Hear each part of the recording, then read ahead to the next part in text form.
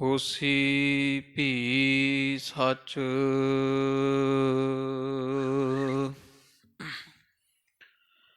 ਸ਼੍ਰੀ ਨਾਨਕ ਪਦ ਪੰਕਜ ਬੰਦਨ ਪਦ ਪੰਕਜ ਬੰਦਨ ਸਿਮਰੋ ਅੰਗਦ ਦੋਖ ਨਿਕੰਦਨ ਅਮਰਦਾਸ ਗੁਰ ਹਿਰਦੇ ਧਿਆਵਾ ਹਿਰਦੇ ਧਿਆਵਾ ਸ਼੍ਰੀ ਗੁਰ ਰਾਮਦਾਸ ਗੁਣ ਗਾਵੋ ਸ਼੍ਰੀ ਅਰਜਨ ਬਿਘਨਨ ਕੇ ਨਾਸ਼ਕ ਬਿਘਨਨ ਕੇ ਨਾਸ਼ਕ ਹਰ ਗੋਬਿੰਦ ਸ਼ੁਭ ਸੁਮਤ ਪ੍ਰਕਾਸ਼ਕ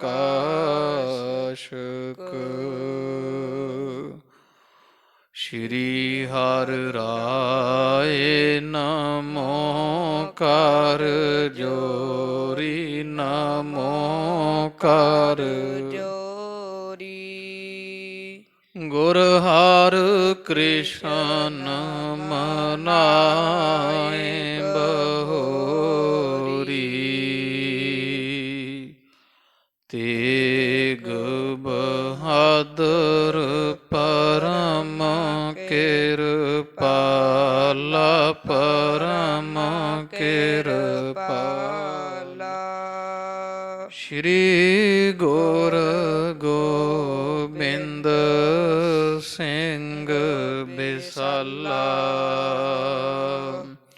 ਤਰੋਂ ਤਰਾ ਪਰ ਪੁੰਨ ਪੁੰਨ ਸੀਸਾ ਪੁੰਨ ਪੁੰਨ ਸੀਸਾ ਬੰਦੋਂ ਬਾਰ ਬਾਰ ਜਗਦੀਸ਼ਾ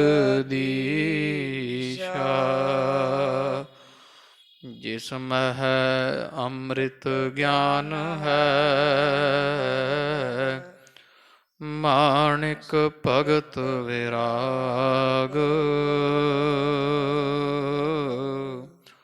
ਗੁਰੂ ਗ੍ਰੰਥ ਸਾਹਿਬ ਉਦਦ ਬੰਦੋਂ ਕਰ ਅਨੁਰਾਗ ਸ਼੍ਰੀ ਗੁਰ ਸ਼ਬਦ ਕਮਾਏ ਜਿਨ ਜੀਤੇ ਪੰਚ ਬਿਕਾਰ ਤਿਨ ਸੰਤਨ ਕੋ ਬੰਦਨਾ ਸਿਰ ਚਰਨਨ ਪਰ ਧਾਰ ਤਿਨ ਸੰਤਨ ਕੋ ਬੰਦਨਾ ਸਿਰ ਚਰਨਨ ਪਰ ਧਾਰ ਸਤਨਾਮ ਸ਼੍ਰੀ ਵਾਹਿਗੁਰੂ ਸਾਹਿਬ ਜੀਓ ਜਸ ਸਤਿਗੁਰ ਜਬਹਿ ਬਖਾਨਿਓ ਤਬ ਬੁੱਢੇ ਸਾਹਿਬ ਮਾਨਿਓ ਜਬ ਜਸ ਸਤਿਗੁਰ ਜਬਹਿ ਬਖਾਨਿਓ ਤਬ ਬੁੱਢੇ ਸਾਹਿਬ ਮਾਨਿਓ। ਵਾਹਿਗੁਰੂ ਜੀ ਕਾ ਖਾਲਸਾ ਵਾਹਿਗੁਰੂ ਜੀ ਕੀ ਫਤਿਹ। ਪਰਮ ਸਤਿਕਾਰ ਹਰ ਸਨਮਾਨ ਯੋਗ ਗੁਰੂ ਰੂਪ ਗੁਰੂ ਖਾਲਸਾ ਸਾਧ ਸੰਗਤ ਜੀਓ। ਆਪ ਜੀ ਨਿਹਚਰ ਚੌਰ ਛਤਰ ਤਖਤ ਦੇ ਮਾਲਕ ਸ਼ਬਦ ਅਵਤਾਰ ਧੰਨ ਧੰਨ ਸਾਹਿਬ ਆਦਿ ਸ੍ਰੀ ਗੁਰੂ ਗ੍ਰੰਥ ਸਾਹਿਬ ਜੀ ਮਹਾਰਾਜ ਪਾਤਸ਼ਾਹ ਜੀਆਂ ਦੇ ਸੰਧਿਆ ਸਮੇਂ ਦੇ ਦਰਸ਼ਨ ਦੀਦਾਰ ਕਰਦਿਆਂ ਹੋਇਆਂ ਆਪਣਿਆਂ ਨੇਤਰਾਂ ਨੂੰ ਸਫਲ ਬਣਾ ਰਹੇ ਹੋ। ਗਰੀਬ ਨਵਾਜ ਦੇ ਪਾਵਨ ਪਵਿੱਤਰ ਦਰਸ਼ਨ ਦੀਦਾਰ ਕਰਦਿਆਂ ਹੋਇਆਂ ਨੇਤਰਾਂ ਨੂੰ ਸਫਲਿਆਂ ਕੀਤਾ ਹੈ। ਕਥਾ ਸ਼ਰਵਣ ਕਰਨ ਦੇ ਪ੍ਰੇਮੀ ਜਨ ਨਿਤਾ ਦੀ ਤਰ੍ਹਾਂ ਸਾਧ ਸੰਗਤ ਦੀਆਂ ਘੜੀਆਂ ਦਾ ਆਨੰਦ ਮਾਣ ਕਰਕੇ ਉਮਰ ਰਸੋਈ ਵਿੱਚ ਲੇਖੇ ਜੋ ਯਾਦ ਸਾਈਂ ਦੀ ਗੁਜਰੇ ਪੈਂਦੀ ਮੁਜਰੇ। ਆਪਣੀ ਇਸ ਪਰਮੇਸ਼ਰ ਦੁਆਰਾ ਦਿੱਤੀ ਵੱਡੀ ਦਾਤ ਮਨੁੱਖਾ ਜਾਮੇ ਨੂੰ ਸਫਲ ਕਰ ਰਹੇ ਹੋ। ਪਿਛਲੇ ਸਮੇਂ ਤੋਂ ਲੜੀਵਾਰ ਰੂਪ ਅੰਦਰ ਚੱਲ ਰਹੀ ਪਾਵਨ ਪਵਿੱਤਰ ਗੁਰ ਇਤਿਹਾਸ ਦੀ ਅੰਮ੍ਰਿਤ ਰੂਪ ਗਾਥਾ, ਜਿਸ ਵਿੱਚ ਧੰਨ ਧੰਨ ਸਾਹਿਬ ਸ੍ਰੀ ਗੁਰੂ ਅਰਜਨ ਦੇਵ ਜੀ ਮਹਾਰਾਜ ਜੀਆਂ ਦੇ ਪਾਵਨ ਪਵਿੱਤਰ ਜੀਵਨ ਦੇ ਪ੍ਰਥਾਏ ਸੁੰਦਰ ਪ੍ਰਸੰਗ ਨਿਤਾ ਪ੍ਰਤੀ ਸਰਵਣ ਕਰਦੇ ਹਾਂ। ਜਥਾ ਪ੍ਰਸੰਗ ਕੱਲ ਦੇ ਦੀਵਾਨ ਵਿੱਚ ਆਪਾਂ ਸੁਣਿਆ ਵਿਚਾਰਿਆ ਹੈ ਕਿ ਧੰਨ ਧੰਨ ਸਾਹਿਬ ਸ੍ਰੀ ਗੁਰੂ ਹਰਗੋਬਿੰਦ ਸਾਹਿਬ ਜੀ ਸੱਚੇ ਪਾਤਸ਼ਾਹ ਮਹਾਰਾਜ ਜੀ ਹੈ ਅਕਾਲ ਪੁਰਖ ਪਰਮੇਸ਼ਰ ਜਗ ਤਾਰਨ ਕਉ ਅਵਤਾਰ ਬਣਾਇਓ। ਪਰਮੇਸ਼ਰ ਗੁਰੂ ਨਾਨਕ ਰੂਪ ਹੋ ਕਰਕੇ ਸੰਸਾਰ ਤੇ ਆਏ। ਹਰ ਸਮਾਂ ਕਲਯੁਗ ਦਾ ਅਰ ਪਾਪਾਂ ਦੀ ਬਹੁਤਾਤ ਹੋਣ ਕਰਕੇ ਵਾਰ-ਵਾਰ ਪੁਨ੍ਹਾ ਹਜ਼ੂਰ ਨੇ ਅਵਤਾਰ ਧਾਰੇ, 10 ਪਾਤਸ਼ਾਹੀਆਂ ਸਰੂਪ ਹੋਏ ਤੇ 6ਵੇਂ ਪਾਤਸ਼ਾਹ ਧੰਨ ਧੰਨ ਸ੍ਰੀ ਗੁਰੂ ਹਰਗੋਬਿੰਦ ਸਾਹਿਬ ਸੱਚੇ ਪਾਤਸ਼ਾਹ ਆਪ ਖੁਦਾ ਅੱਲਾ ਪਰਮੇਸ਼ਰ ਹਨ। ਹਰ ਖੁਦਾ ਨੇ ਸਰਗੁਣ ਸਰੂਪ ਇਹ 6ਵਾਂ ਜਾਮਾ ਧਾਰਿਆ, ਮਨੁੱਖਾ ਸਰੀਰ ਵਿੱਚ ਆਏ, ਜਿਸ ਕਰਕੇ ਸਰੀਰ ਨੂੰ ਜਿਹੜੇ ਗੁਣ ਔਗਣ ਹੁੰਦੇ ਹਨ ਉਹ ਸਾਰੇ ਹੀ ਮਹਾਰਾਜ ਨੇ ਆਪਦੇ ਸਰੀਰ ਤੇ ਹੰਢਾ ਕੇ ਵਰਤਾ ਕੇ ਵਿਖਾਏ ਕਿ ਜੋ ਵੀ ਜੀਵ ਹੈ ਤਾਂ ਇਹ ਜੀਵ ਬ੍ਰਹਮ ਦੀ ਅੰਸ਼, ਬ੍ਰਹਮ ਦਾ ਹੀ ਇੱਕ ਹਿੱਸਾ ਹੈ।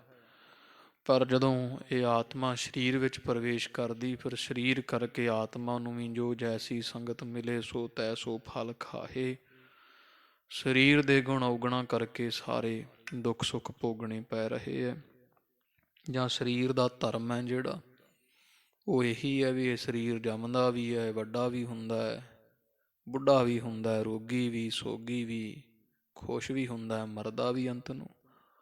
ਬਸ ਉਹੀ ਵਰਤਾਰਾ ਮਨੁੱਖਾ ਜਾਮੇ ਵਿੱਚ ਆਉਣ ਕਰਕੇ ਪਰਮੇਸ਼ਰ ਵੀ ਵਰਤ ਰਹੇ ਹੈ ਉਸੇ ਵਰਤਾਰੇ ਅੰਦਰ, ਜਿਸ ਦੇ ਫਲ ਸਰੂਪ ਮਹਾਰਾਜ ਨੇ ਆਪ ਹੀ ਆਪਦੇ ਆਪ ਨੂੰ ਜਿਵੇਂ ਉਹ ਪਰਮੇਸ਼ਰ ਦਾ ਬਣਾਇਆ ਹੀ ਹੈ। ਤਾਪ ਬੁਖਾਰ ਕੋਈ ਰੋਗ ਸੋਗ ਸਾਰੇ ਸਰੀਰ ਨੂੰ ਤਾਪ ਦਾ ਖੇਦ ਕੀਤਾ ਸੀ।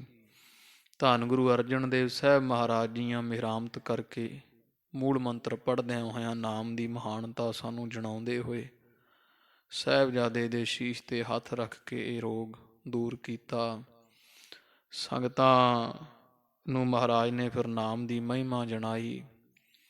ਹਰਗੋਬਿੰਦ ਸਾਹਿਬਜ਼ਾਦੇ ਦੇ ਦਰੁਸਤ ਤੰਦਰੁਸਤ ਹੋਣ ਤੇ ਮਾਤਾ ਗੰਗਾ ਜੀ ਧੰਨ ਗੁਰੂ ਅਰਜਨ ਦੇਵ ਸੱਚੇ ਪਾਤਸ਼ਾਹ ਜੀ ਦੁਆਰਾ ਬਹੁਤਾਤ ਮਾਤਰਾ ਵਿੱਚ ਲੰਗਰ ਪ੍ਰਸ਼ਾਦੇ ਦਾ ਪ੍ਰਬੰਧ ਕੀਤਾ ਗਿਆ।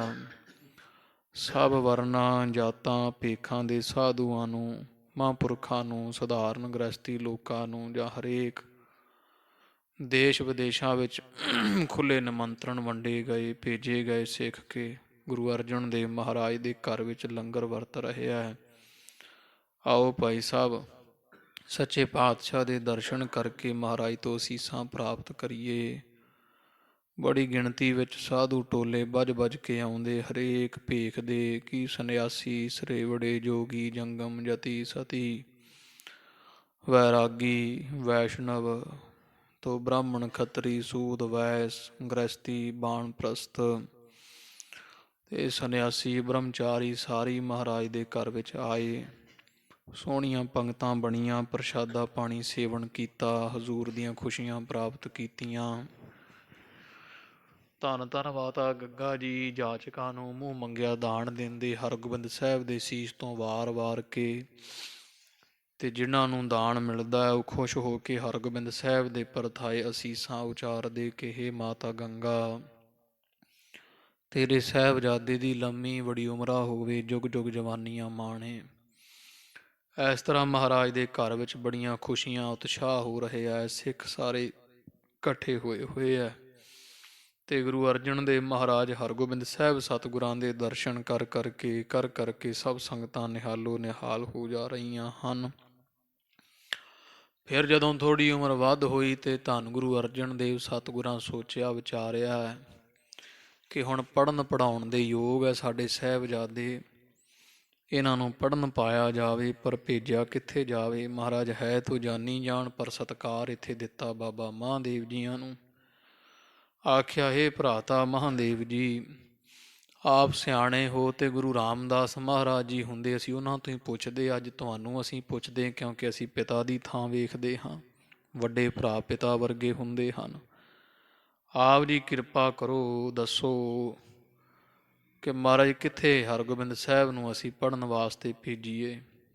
ਕੌਣ ਉਸਤਾਦ ਇਹਨਾਂ ਵਾਸਤੇ ਯੋਗ ਰਹੇਗਾ ਜਿਹੜਾ ਵਿੱਦਿਆ ਪੜ੍ਹਾਵੇ? ਬਾਬਾ ਮਹਾਂਦੇਵ ਜੀ ਗੁਰੂ ਘਰ ਦੇ ਸਾਰੇ ਸਿੱਖਾਂ ਤੋਂ ਜਾਣੂ ਹੈ। ਆਖਿਆ ਕਿ ਹੋਰ ਪਾਸੇ ਜਾਣ ਦੀ ਕੀ ਲੋੜ, ਤੁਹਾਡੇ ਘਰ ਵਿੱਚ ਹੀ ਬੜੇ ਬੜੇ ਮਹਾਂਪੁਰਖ ਵਿਦਵਾਨ ਆ। ਗੁਰੂ ਅਰਜਨ ਦੇਵ ਸਾਹਿਬ ਜਿਨ੍ਹਾਂ ਨੇ ਗੁਰੂ ਨਾਨਕ ਪਾਤਸ਼ਾਹ ਦੇ ਦਰਸ਼ਨ ਕੀਤੇ, ਮਹਾਨ ਸਿੱਖ ਹੈ। ਸਿੱਖੀ ਦੀ ਹੱਦ ਦਾ ਵਰਦਾਨ ਜਿਨ੍ਹਾਂ ਨੂੰ ਪ੍ਰਾਪਤ ਹੋਇਆ, ਜਿਨ੍ਹਾਂ ਦੇ ਅੰਦਰ ਸਾਰੀਆਂ ਕਲਾ ਸਮਰੱਥਾ ਸ਼ਕਤੀਆਂ ਤੇ ਵਿੱਦਿਆ ਵਰਤਦੀਆਂ ਹਨ, ਉਹਨਾਂ ਬਾਬਾ ਬੁੱਢਾ ਸਾਹਿਬ ਜੀ ਕੋਲ ਆਪਦੇ ਸਾਹਿਬਜ਼ਾਦੇ ਨੂੰ ਪੜ੍ਹਨ ਵਾਸਤੇ ਪਾਓ ਨਾ। ਹੋਰ ਤਾਂ ਸੋਚੋ ਹੀ ਕੋਈ ਨਾ, ਉਹਨਾਂ ਵਰਗਾ ਉਸਤਾਦ ਕੌਣ ਹੋ ਸਕਦਾ? ਮਹਾਰਾਜ ਨੇ ਬਚਨ ਮੰਨ ਕੇ ਫਿਰ ਬਾਬਾ ਬੁੱਢਾ ਸਾਹਿਬ ਜੀ ਨੂੰ ਸੱਦਾ ਭੇਜਿਆ ਸੀ ਬੀੜ, ਇੱਥੇ ਠੱਠੇ ਝਬਾਲ ਦੇ ਲਾਗੇ ਜਿਹੜਾ ਸਥਾਨ ਹੈ, ਬਾਬਾ ਸਾਹਿਬ ਜੀ ਇੱਥੇ ਸਨ। ਪੰਜ ਸਿੰਘਾਂ ਜਾ ਕੇ ਸਿੱਖਾਂ ਨੇ ਨਮਸਕਾਰ ਕੀਤੀ ਤੇ ਦੱਸਿਆ ਗੁਰੂ ਅਰਜਨ ਦੇਵ ਪਾਤਸ਼ਾਹ ਯਾਦ ਕਰਦੇ ਆ। ਬਾਬਾ ਜੀ ਅੰਮ੍ਰਿਤਸਰ ਸਾਹਿਬ ਪਹੁੰਚੇ ਤੇ ਬੜੀ ਵੱਡਾ ਪਰਾਤਾ ਮਠਾਈ ਦਾ ਅੱਗੇ ਰੱਖ ਦਿੱਤਾ ਬਾਬਾ ਬੁੱਢਾ ਸਾਹਿਬ ਦੇ, ਤੇ ਸਤਿਗੁਰੂ ਅਰਜਨ ਦੇਵ ਜੀ ਨੂੰ ਪੁੱਛਦੇ ਬਾਬਾ ਜੀ ਵੀ ਇਹ ਮਠਾਈ ਕਾਹਦੇ ਵਾਸਤੇ? ਮਹਾਰਾਜ ਕਹਿੰਦੇ ਬਾਬਾ ਬੁੱਢਾ ਸਾਹਿਬ ਜੀ ਤੁਸੀਂ ਅੱਜ ਤੋਂ ਸਾਡੇ ਸਾਹਿਬਜ਼ਾਦੇ ਨੂੰ ਵਿੱਦਿਆ ਪੜ੍ਹਾਓਗੇ। ਹੱਥ ਜੋੜ ਕੇ ਨਿਮਰਤਾ ਸਹਿਤ ਬਾਬਾ ਜੀ ਨੇ ਨਿਮਰਤਾ ਵਿਖਾਉਂਦਿਆਂ ਹੋਇਆ ਆਖਿਆ, ਮਹਾਰਾਜ ਮੈਂ ਜੱਟ ਬੰਦਾ ਸਤਿਗੁਰੂ ਜੀ, ਤੁਹਾਡੇ ਖੇਤਾਂ ਦਾ ਘਾਹ ਖੋਤਣ ਵਾਲਾ, ਜਿਹੜਾ ਕੰਮ ਸੇਵਾ ਤੁਸੀਂ ਮੈਨੂੰ ਦੇਣ ਨੂੰ ਫਿਰਦੇ ਹੋ, ਮਹਾਰਾਜ ਤਾਂ ਪੜ੍ਹੇ ਲਿਖੇ ਲੋਕਾਂ ਦੀ ਸੇਵਾ ਹੈ, ਉਹ ਪੜ੍ਹਾਵੇ ਜਿਹੜਾ ਆਪ ਪੜ੍ਹਿਆ। ਮਹਾਰਾਜ ਮੈਂ ਅਨਪੜ੍ਹ ਲੋਕ, ਤੁਹਾਡੇ ਪੁੱਤਰ ਸਾਹਿਬਜ਼ਾਦੇ ਹਰਗੋਬਿੰਦ ਸਾਹਿਬ ਨੂੰ ਕੀ ਪੜ੍ਹਾ ਸਕਦਾ ਹਾਂ? ਮਹਾਰਾਜ ਜੀ ਵੱਡੀ ਸੇਵਾ ਹੈ, ਮੈਂ ਕੋਈ ਵਿਦਵਾਨ ਨਹੀਂ ਸੱਚੇ ਪਾਤਸ਼ਾਹ। ਤੇ ਮਹਾਰਾਜ ਹੱਸ ਕੇ ਕਹਿੰਦੇ ਬਾਬਾ ਜੀ ਸੰਸਾਰ ਦੀ ਕਿਹੜੀ ਵਿੱਦਿਆ ਕਿਹੜਾ ਕੰਮ ਜਿਹੜਾ ਬਾਬਾ ਬੁੱਢਾ ਸਾਹਿਬ ਤੋਂ ਭੁੱਲਿਆ ਹੋਵੇ। ਅਣਭੋਲ ਨਾ ਬਣੋ ਤੇ ਵਲਾਓ ਨਾ ਕਰੋ, ਟਾਲਾ ਨਾ ਕਰੋ, ਬਸ ਨਿਮਰਤਾ ਠੀਕ ਹੈ ਤੁਹਾਡੀ ਹੈ। ਕੁਝ ਆਪਸ ਕੋ ਜੋ ਜਾਣੈ ਨੀਚਾ ਸੋ ਗਣੀਐ ਸਭ ਤੇ ਉੱਚਾ। ਤੁਸੀਂ ਆਪਦੇ ਆਪ ਨੂੰ ਨੀਵਾਂ ਜਣਾਉਂਦੇ ਹੋ ਪਰ ਹੋ ਸਾਰਿਆਂ ਤੋਂ ਉੱਚੇ, ਇਸ ਲਈ ਸਾਡੇ ਸਾਹਿਬਜ਼ਾਦਿਆਂ ਨੂੰ ਤੁਸੀਂ ਹੀ ਪੜ੍ਹਾਓਗੇ। ਹੁਕਮ ਰੂਪ ਵਿੱਚ ਮਹਾਰਾਜ ਦੇ ਬਚਨ ਸੁਣ ਕੇ ਬਾਬਾ ਬੁੱਢਾ ਸਾਹਿਬ ਜੀਆਂ ਫਿਰ ਜਿਵੇਂ ਜਵਾਬ ਦਿੱਤਾ ਰਾਜੀ ਹੋਏ। ਮਹਾਰਾਜ ਹਰਗੋਬਿੰਦ ਸਾਹਿਬ ਨੂੰ ਪੜ੍ਹਾਉਣਾ ਸ਼ੁਰੂ ਕੀਤਾ ਤੇ ਹਰਗੋਬਿੰਦ ਸਾਹਿਬ ਮਹਾਰਾਜ ਨੇ ਵੀ ਇੱਕ ਮਰਿਆਦਾ ਪੂਰੀ ਕੀਤੀ। ਬਸ ਪੜ੍ਹੇ ਪੜ੍ਹਾਏ ਤਾਂ ਪਰਮੇਸ਼ਰ ਪਹਿਲਾਂ ਹੀ ਆ, ਉਹ ਸਾਰਾ ਪ੍ਰਸੰਗ ਜਾਵੇਗਾ ਜਿਵੇਂ ਆਉਂਦਾ ਆਪਾਂ ਸੁਣੀਏ ਜੀ। ਧੰਨ ਧੰਨ ਸ੍ਰੀ ਗੁਰੂ ਹਰਗੋਬਿੰਦ ਸਾਹਿਬ ਸੱਚੇ ਪਾਤਸ਼ਾਹ ਜੀ ਨੂੰ ਹਿਰਦੇ ਵਸਾਓ। ਆਖੋ ਜੀ ਸਤਨਾਮ ਸ੍ਰੀ ਵਾਹਿਗੁਰੂ ਸਾਹਿਬ ਜੀ। ਸਤਨਾਮ ਸ੍ਰੀ ਵਾਹਿਗੁਰੂ ਸਾਹਿਬ ਜੀ। ਵਾਹਿਗੁਰੂ ਸਾਹਿਬ ਜੀਓ। ਜਸ ਸਤਿਗੁਰ ਜਬਹਿ ਬਖਾਨਿਓ। ਧੰਨ ਧੰਨ ਬਾਬਾ ਬੁੱਢਾ ਸਾਹਿਬ ਜੀ ਮਹਾਂਪੁਰਖਾਂ ਦੀ ਵਡਿਆਈ ਸੋਭਾ। ਧੰਨ ਗੁਰੂ ਅਰਜਨ ਦੇਵ ਪਾਤਸ਼ਾਹ ਜੀ ਦੁਆਖੀ ਕਹਿੰਦੇ ਸੀ ਮਹਾਰਾਜ ਸਿੰਘ ਕਿਵੇਂ ਪੜ੍ਹਾਈ, ਅਸੀਂ ਤਾਂ ਘਾਹ ਖੋਤਣ ਵਾਲੇ, ਮਾਰੇ ਕਹਿੰਦੇ ਬਾਬਾ ਜੀ ਤੁਸੀਂ ਘਾਹ ਖੋਤਣ ਵਾਲੇ ਨਹੀਂ, ਸਾਰੇ ਤਰ੍ਹਾਂ ਦੀ ਵਿੱਦਿਆ ਤੁਹਾਡੇ ਅੰਦਰ ਵਰਤਦੀ, ਕਿਹੜਾ ਕੰਮ ਜਿਹੜਾ ਤੁਹਾਥੋਂ ਭੁੱਲਿਆ ਹੈ। ਇਸ ਕਰਕੇ ਸਾਡੇ ਸਾਹਿਬਜ਼ਾਦੇ ਨੂੰ ਕਿਰਪਾ ਕਰੋ ਤੇ ਵਿੱਦਿਆ ਦੀ ਦਾਤ ਬਖਸ਼ੋ। ਮਹਾਰਾਜ ਦੇ ਮੂੰਹ ਇਹੋ ਜਿਹੇ ਵਡਿਆਈ ਦੇ ਬਚਨ ਜਦੋਂ ਬਾਬਾ ਸਾਹਿਬ ਜੀਆਂ ਸੁਣੇ ਹਨ ਤਬ ਬੁੱਢੇ ਸਾਹਿਬ ਮਾਨਿਓ। ਤੇ ਮਹਾਰਾਜ ਦਾ ਹੁਕਮ ਸਿਰ ਮੱਥੇ ਮੰਨਿਆ। ਹਰਗੋਬਿੰਦ ਸਾਹਿਬ ਨੂੰ ਪੜ੍ਹਾਉਣ ਵਾਲਾ ਔਰ ਹੋਏ ਪ੍ਰਸਾਦ ਤਤਕਾਲਾ। ਤੇ ਮਨ ਕਰਕੇ ਮਹਾਂਪੁਰਖ ਬੜੇ ਪ੍ਰਸਾਦ ਕਹੀਏ ਖੁਸ਼ ਹੋਏ ਉਸ ਸਮੇਂ। ਵਰਤਾਏ ਪ੍ਰਸਾਦ ਵਿਸਾਲਾ। ਤੇ ਬਹੁਤ ਭਾਰੀ ਮਾਤਰਾ ਵਿੱਚ ਜਿਹੜਾ ਪ੍ਰਸ਼ਾਦ ਉਹ ਮਿੱਠਾ ਲਿਆਂਦਾ ਹੋਇਆ ਸੀ ਨਾ, ਪਰਾਤਾਂ ਭਰ ਭਰ ਕੇ ਸਿੱਖਾਂ ਨੂੰ ਕਹਿ ਕੇ ਸਾਰਾ ਵਰਤਾ ਦਿੱਤਾ ਸੰਗਤਾਂ ਵਿੱਚ। ਗੁਰ ਅਗਰ ਨਿਵਾਇਓ ਮਾਥਾ। ਤੇ ਧੰਨ ਗੁਰੂ ਅਰਜਨ ਦੇਵ ਪਾਤਸ਼ਾਹ ਦੇ ਅੱਗੇ ਮੱਥਾ ਟੇਕ ਦਿੱਤਾ ਵੀ ਮਹਾਰਾਜ ਧੰਨ ਤੁਸੀਂ ਮੈਨੂੰ ਗਰੀਬੜੇ ਨੂੰ ਮਹਾਰਾਜ ਵੱਡੀ ਸੇਵਾ ਬਖਸ਼ ਰਹੇ ਹੋ। ਗਹਿ ਪਟਿਆ ਆਪਣਾ ਹਾਥਾ। ਤੇ ਮਹਾਂਪੁਰਖ ਬਾਬਾ ਬੁੱਢਾ ਸਾਹਿਬ ਜੀ ਨੇ ਪੱਟੀਆਂ ਤੇ ਅੱਗੇ ਖਾਲਸਾ ਜੀ ਲਿਖਦੇ ਰਹੇ ਆ। ਪਹਿਲੇ ਪੁਰਾਣਿਓਂ ਲਿਖਿਆ ਤਾਂ ਉਹਨਾਂ ਤੇ ਮੈਂ ਵੀ ਨਹੀਂ, ਪਰ ਉਹ ਵੇਖੀਆਂ ਹੋਈਆਂ ਨੇ ਇੱਕ ਦੋ ਵਾਰੀ। ਉਹ ਫੱਟੀਆਂ ਤੇ ਫੱਟੀ ਕੋ ਪੱਟੀ, ਉਹ ਫੱਟੀਆਂ ਦੇ ਉੱਪਰ ਲਿਖਦੇ ਸੀ ਉਸ ਸਮੇਂ, ਜਿਵੇਂ ਰਵਾਇਤ ਸੀ ਪੜ੍ਹਨ ਪੜ੍ਹਾਉਣ ਦੀ। ਉਹ ਪੱਟੀ ਜਾਂ ਫੱਟੀ ਬਾਬਾ ਬੁੱਢਾ ਸਾਹਿਬ ਜੀ ਆਪਣੇ ਹੱਥ ਵਿੱਚ ਪਕੜ ਕੇ ਸਭ 35 ਲਿਖ ਕਰ ਦੀਨੀ। ਤੇ ਹਰਗੋਬਿੰਦ ਸਾਹਿਬ ਨੂੰ ਪੜ੍ਹਾਉਣ ਵਾਸਤੇ ਉਸ ਫੱਟੀ ਤੇ ਪਹਿਲਾਂ ਆਪ ਊੜਾ ਐੜਾ ਈੜੀ ਸੱਸਾ ਹਾਹਾ ਇਹ 35 ਅੱਖਰ ਗੁਰਮੁਖੀ ਦੇ ਲਿਖ ਕੇ ਦਿੱਤੇ ਆ। ਹਰ ਗੋਬਿੰਦ ਜੀ ਕਰ ਲੀਨੀ। ਤੇ ਫੜਾਈ ਹੈ ਹਰਗੋਬਿੰਦ ਸਾਹਿਬ ਜੀ ਨੂੰ ਫੱਟੀ। ਉਹ 35 ਲਿਖੀ ਹੋਈ ਫੱਟੀ ਬਾਬਾ ਬੁੱਢਾ ਸਾਹਿਬ ਜੀ ਤੋਂ ਸਤਿਗੁਰੂ ਹਰਗੋਬਿੰਦ ਸਾਹਿਬ ਨੇ ਪਕੜੀ ਹੈ। ਕਹਿ ਪ੍ਰਥਮ ਓੰਕਾਰਾ। ਤੇ ਬਾਬਾ ਬੁੱਢਾ ਸਾਹਿਬ ਜੀ ਕਹਿੰਦੇ ਪੜੋ। ਤੇ ਹਰਗੋਬਿੰਦ ਸਾਹਿਬ ਜੀ ਨੂੰ ਆਖਿਆ ਵੀ ਪਹਿਲਾਂ ਇੱਕ ਓੰਕਾਰ ਕਹਿਣਾ, ਜਿਵੇਂ ਬਾਬਾ ਜੀ ਬੋਲਦੇ ਆ ਅੱਗੇ। ਤੇ ਸਾਹਿਬਜ਼ਾਦਾ ਜੀ ਉਸੇ ਤਰ੍ਹਾਂ ਮਹਾਰਾਜ ਪਰਮੇਸ਼ਰ ਗੁਰੂ ਨਾਨਕ ਪਾਤਸ਼ਾਹ ਨੂੰ ਯਾਦ ਕਰਦੇ ਕਹਿੰਦੇ ਆ ਇੱਕ ਓੰਕਾਰ। ਸਤਿਗੁਰੂ ਪ੍ਰਸਾਦ ਉਚਾਰਾ। ਤੇ ਫਿਰ ਬਾਬਾ ਬੁੱਢਾ ਸਾਹਿਬ ਜੀ ਕਹਿੰਦੇ ਸਾਹਿਬਜ਼ਾਦਾ ਜੀ ਮਹਾਰਾਜ ਹੁਣ ਅੱਗੇ ਉਚਾਰੋ ਸਤਿਗੁਰ ਪ੍ਰਸਾਦ। ਤੇ ਮਗਰ ਹਰਗੋਬਿੰਦ ਸਾਹਿਬ ਮਹਾਰਾਜ ਜੀ ਕਹਿੰਦੇ ਸਤਿਗੁਰ ਪ੍ਰਸਾਦ। ਇੱਕ ਓੰਕਾਰ ਸਤਿਗੁਰ ਪ੍ਰਸਾਦ ਇਹ ਬਚਨ ਬਾਬਾ ਬੁੱਢਾ ਸਾਹਿਬ ਜੀ ਨੇ ਸਾਰਿਆਂ ਤੋਂ ਪਹਿਲਾਂ ਹਰਗੋਬਿੰਦ ਸਾਹਿਬ ਨੂੰ ਪੜ੍ਹਾਉਣਾ ਕੀਤਾ ਤੇ ਪਾਤਸ਼ਾਹ ਨੇ ਪੜ੍ਹ ਲਿਆ ਉਚਾਰਿਆ ਹੈ। ਸਭ ਅੱਖਰ ਆਦ ਉਕਾਰਾ। ਫਿਰ ਸਾਰੇ ਅੱਖਰ ਪੜ੍ਹੇ ਹਰਗੋਬਿੰਦ ਸਾਹਿਬ ਜੀ ਬਾਬਾ ਜੀ ਅੱਗੇ ਬੋਲਦੇ ਆ ਤੇ ਮਗਰ ਹਰਗੋਬਿੰਦ ਪਾਤਸ਼ਾਹ ਜੀ ਉਕਾਰਾ ਕਹੀਏ ਊੜੇ ਤੋਂ ਲੈ ਕੇ ਅੱਗੇ ਅੱਗੇ ਬਾਬਾ ਸਾਹਿਬ ਬੋਲਦੇ ਆ ਤੇ ਸਤਿਗੁਰੂ ਪਾਤਸ਼ਾਹ ਪਿੱਛੇ ਬੋਲਦੇ ਜਾਂਦੇ ਆ। ਪਠ ਲੀਨੇ ਅੰਤ ਅਡਕਾਰਾ। ਅੜਾੜੇ ਤੀਕਰ ਸਾਰੇ 35 ਅੱਖਰ ਸਤਿਗੁਰਾਂ ਨੇ ਬਾਬਾ ਜੀ ਦੇ ਕਹੇ ਅਨੁਸਾਰ ਪੜ੍ਹ ਲਏ ਹਨ। ਦਿਨ ਪ੍ਰਥਮ ਪੜਥ ਭਏ ਏਤਾ। ਪਹਿਲਾ ਦਿਨ ਸੀ ਨਾ, ਪਹਿਲੇ ਦਿਨ ਇਹਨਾਂ ਪੜ੍ਹੇ ਹੈ ਹਰਗੋਬਿੰਦ ਸਾਹਿਬ ਬਾਬਾ ਜੀ ਤੋਂ 35 ਅੱਖਰ ਪਹਿਲੇ ਦਿਨ ਫੱਟੀ ਤੇ ਬਾਬਾ ਸਾਹਿਬ ਨੇ ਲਿਖ ਕੇ ਦਿੱਤੇ ਮਹਾਂਪੁਰਖਾਂ ਨੇ। ਤੇ ਪਾਤਸ਼ਾਹ ਜੀ ਨੇ 35 ਅੱਖਰ ਪਹਿਲੇ ਦਿਨ ਪੜ੍ਹੇ ਹਨ। ਗੁਣ ਦੇ ਹੋਸ ਦੁਤੀ ਕਰ ਚੇਤਾ। ਤੇ ਜਦੋਂ ਦੂਜਾ ਦਿਨ ਹੋਇਆ ਤੇ 35 ਦੂਜੇ ਦਿਨ ਚੇਤੇ ਕਰ ਲਏ। ਇਹ ਊੜਾ ਆੜਾ ਦੂਜੇ ਦਿਨ ਸਾਰਾ ਕੰਠ ਕਰ ਲਿਆ ਹੈ। ਪਠ ਲੀਨ ਮਹਾਰਨ ਸਾਰੀ। ਤੇ ਨਾਲ ਹੀ ਉਹ ਜਦੋਂ ਘਰ ਗਏ, ਭਾਵ ਜਦੋਂ ਬਾਬਾ ਬੁੱਢਾ ਸਾਹਿਬ ਜੀ ਨੇ ਪੜ੍ਹਾਇਆ ਤੇ 35 ਅੱਖਰ ਉਦੋਂ ਹੀ ਕੰਠ ਕਰ ਲਏ ਇੱਕੋ ਵਾਰੀ 'ਚ ਹੀ। ਫਿਰ ਬਾਬਾ ਬੁੱਢਾ ਸਾਹਿਬ ਦੀਆਂ ਮੁਹਾਰਨੀ ਪੜ੍ਹਾਈ, ਉਹ ਮੁਹਾਰਨੀ ਵੀ ਸਾਰੀ ਪੜ੍ਹ ਲਈ ਹੈ। ਲਗ ਲਾਗੇ ਜਥਾ ਉਚਾਰੀ। ਜਿੱਥੇ ਲਗ ਮਾਤਰਾ ਲੱਗੀ ਹੁੰਦੀ ਜਿਵੇਂ ਉਵੇਂ ਹੀ ਉਚਾਰਦੇ ਹੋ। ਜਿਵੇਂ ਆਉਂਦੀ ਆ ਨਾ ਬਾਲ ਉਪਦੇਸ਼ ਵਿੱਚ ਹੁਣ ਵੀ ਐੜਾ ਮੁਕਤਾ ਆ ਐੜੇ ਕੰਨਾ ਆ, ਫਿਰ ਈੜੀ ਨੂੰ ਸਿਆਰੀ ਈੜੀ ਨੂੰ ਬਿਆਰੀ ਈੜੀ ਊੜੇ ਔਂਕੜ ਤੇ ਊੜੇ ਦਲੈਂਕੜ ਈੜੀ ਲਾਂ ਐੜੇ ਦਲਾਵਾਂ ਐੜੇ ਹੂੜਾ ਐੜੇ ਕਨੌੜਾ ਐੜੇ ਟਿੱਪੀ ਐੜੇ ਕੰਨਾ ਉੱਤੇ ਬਿੰਦੀ। ਇਸ ਤਰ੍ਹਾਂ ਫਿਰ ਅੱਗੇ ਜਿਵੇਂ ਸੱਸਾ ਸ਼ੁਰੂ ਹੋ ਜਾਂਦਾ, ਫਿਰ ਕੱਕਾ ਖੱਖਾ ਗੱਗਾ ਸਾਰੇ ਅੱਖਰ ਮੁਹਾਰਨੀ ਦੇ ਊੜੇ ਅੜੇ ਦੇ 35 ਤੇ 35 ਅੱਖਰਾਂ ਨੂੰ ਜਿਹੜੀਆਂ ਲਗਾ ਮਾਤਰਾ ਲੱਗੀਆਂ ਨੂੰ ਖਾਲਸਾ ਜੀ ਮੁਹਾਰਨੀ ਆਖਦੇ ਹੈ। ਹਰਗੋਬਿੰਦ ਪਾਤਸ਼ਾਹ ਮਹਾਰਾਜ ਨੇ ਜਿਵੇਂ ਕੋਈ ਲਗ ਮਾਤਰਾ ਲੱਗੀ ਹੁੰਦੀ ਹੈ ਉਸੇ ਆਵਾਜ਼ ਦੀ ਧੁਨੀ ਦੇ ਕੇ ਉਚਾਰੇ ਸਾਰੇ ਅੱਖਰ।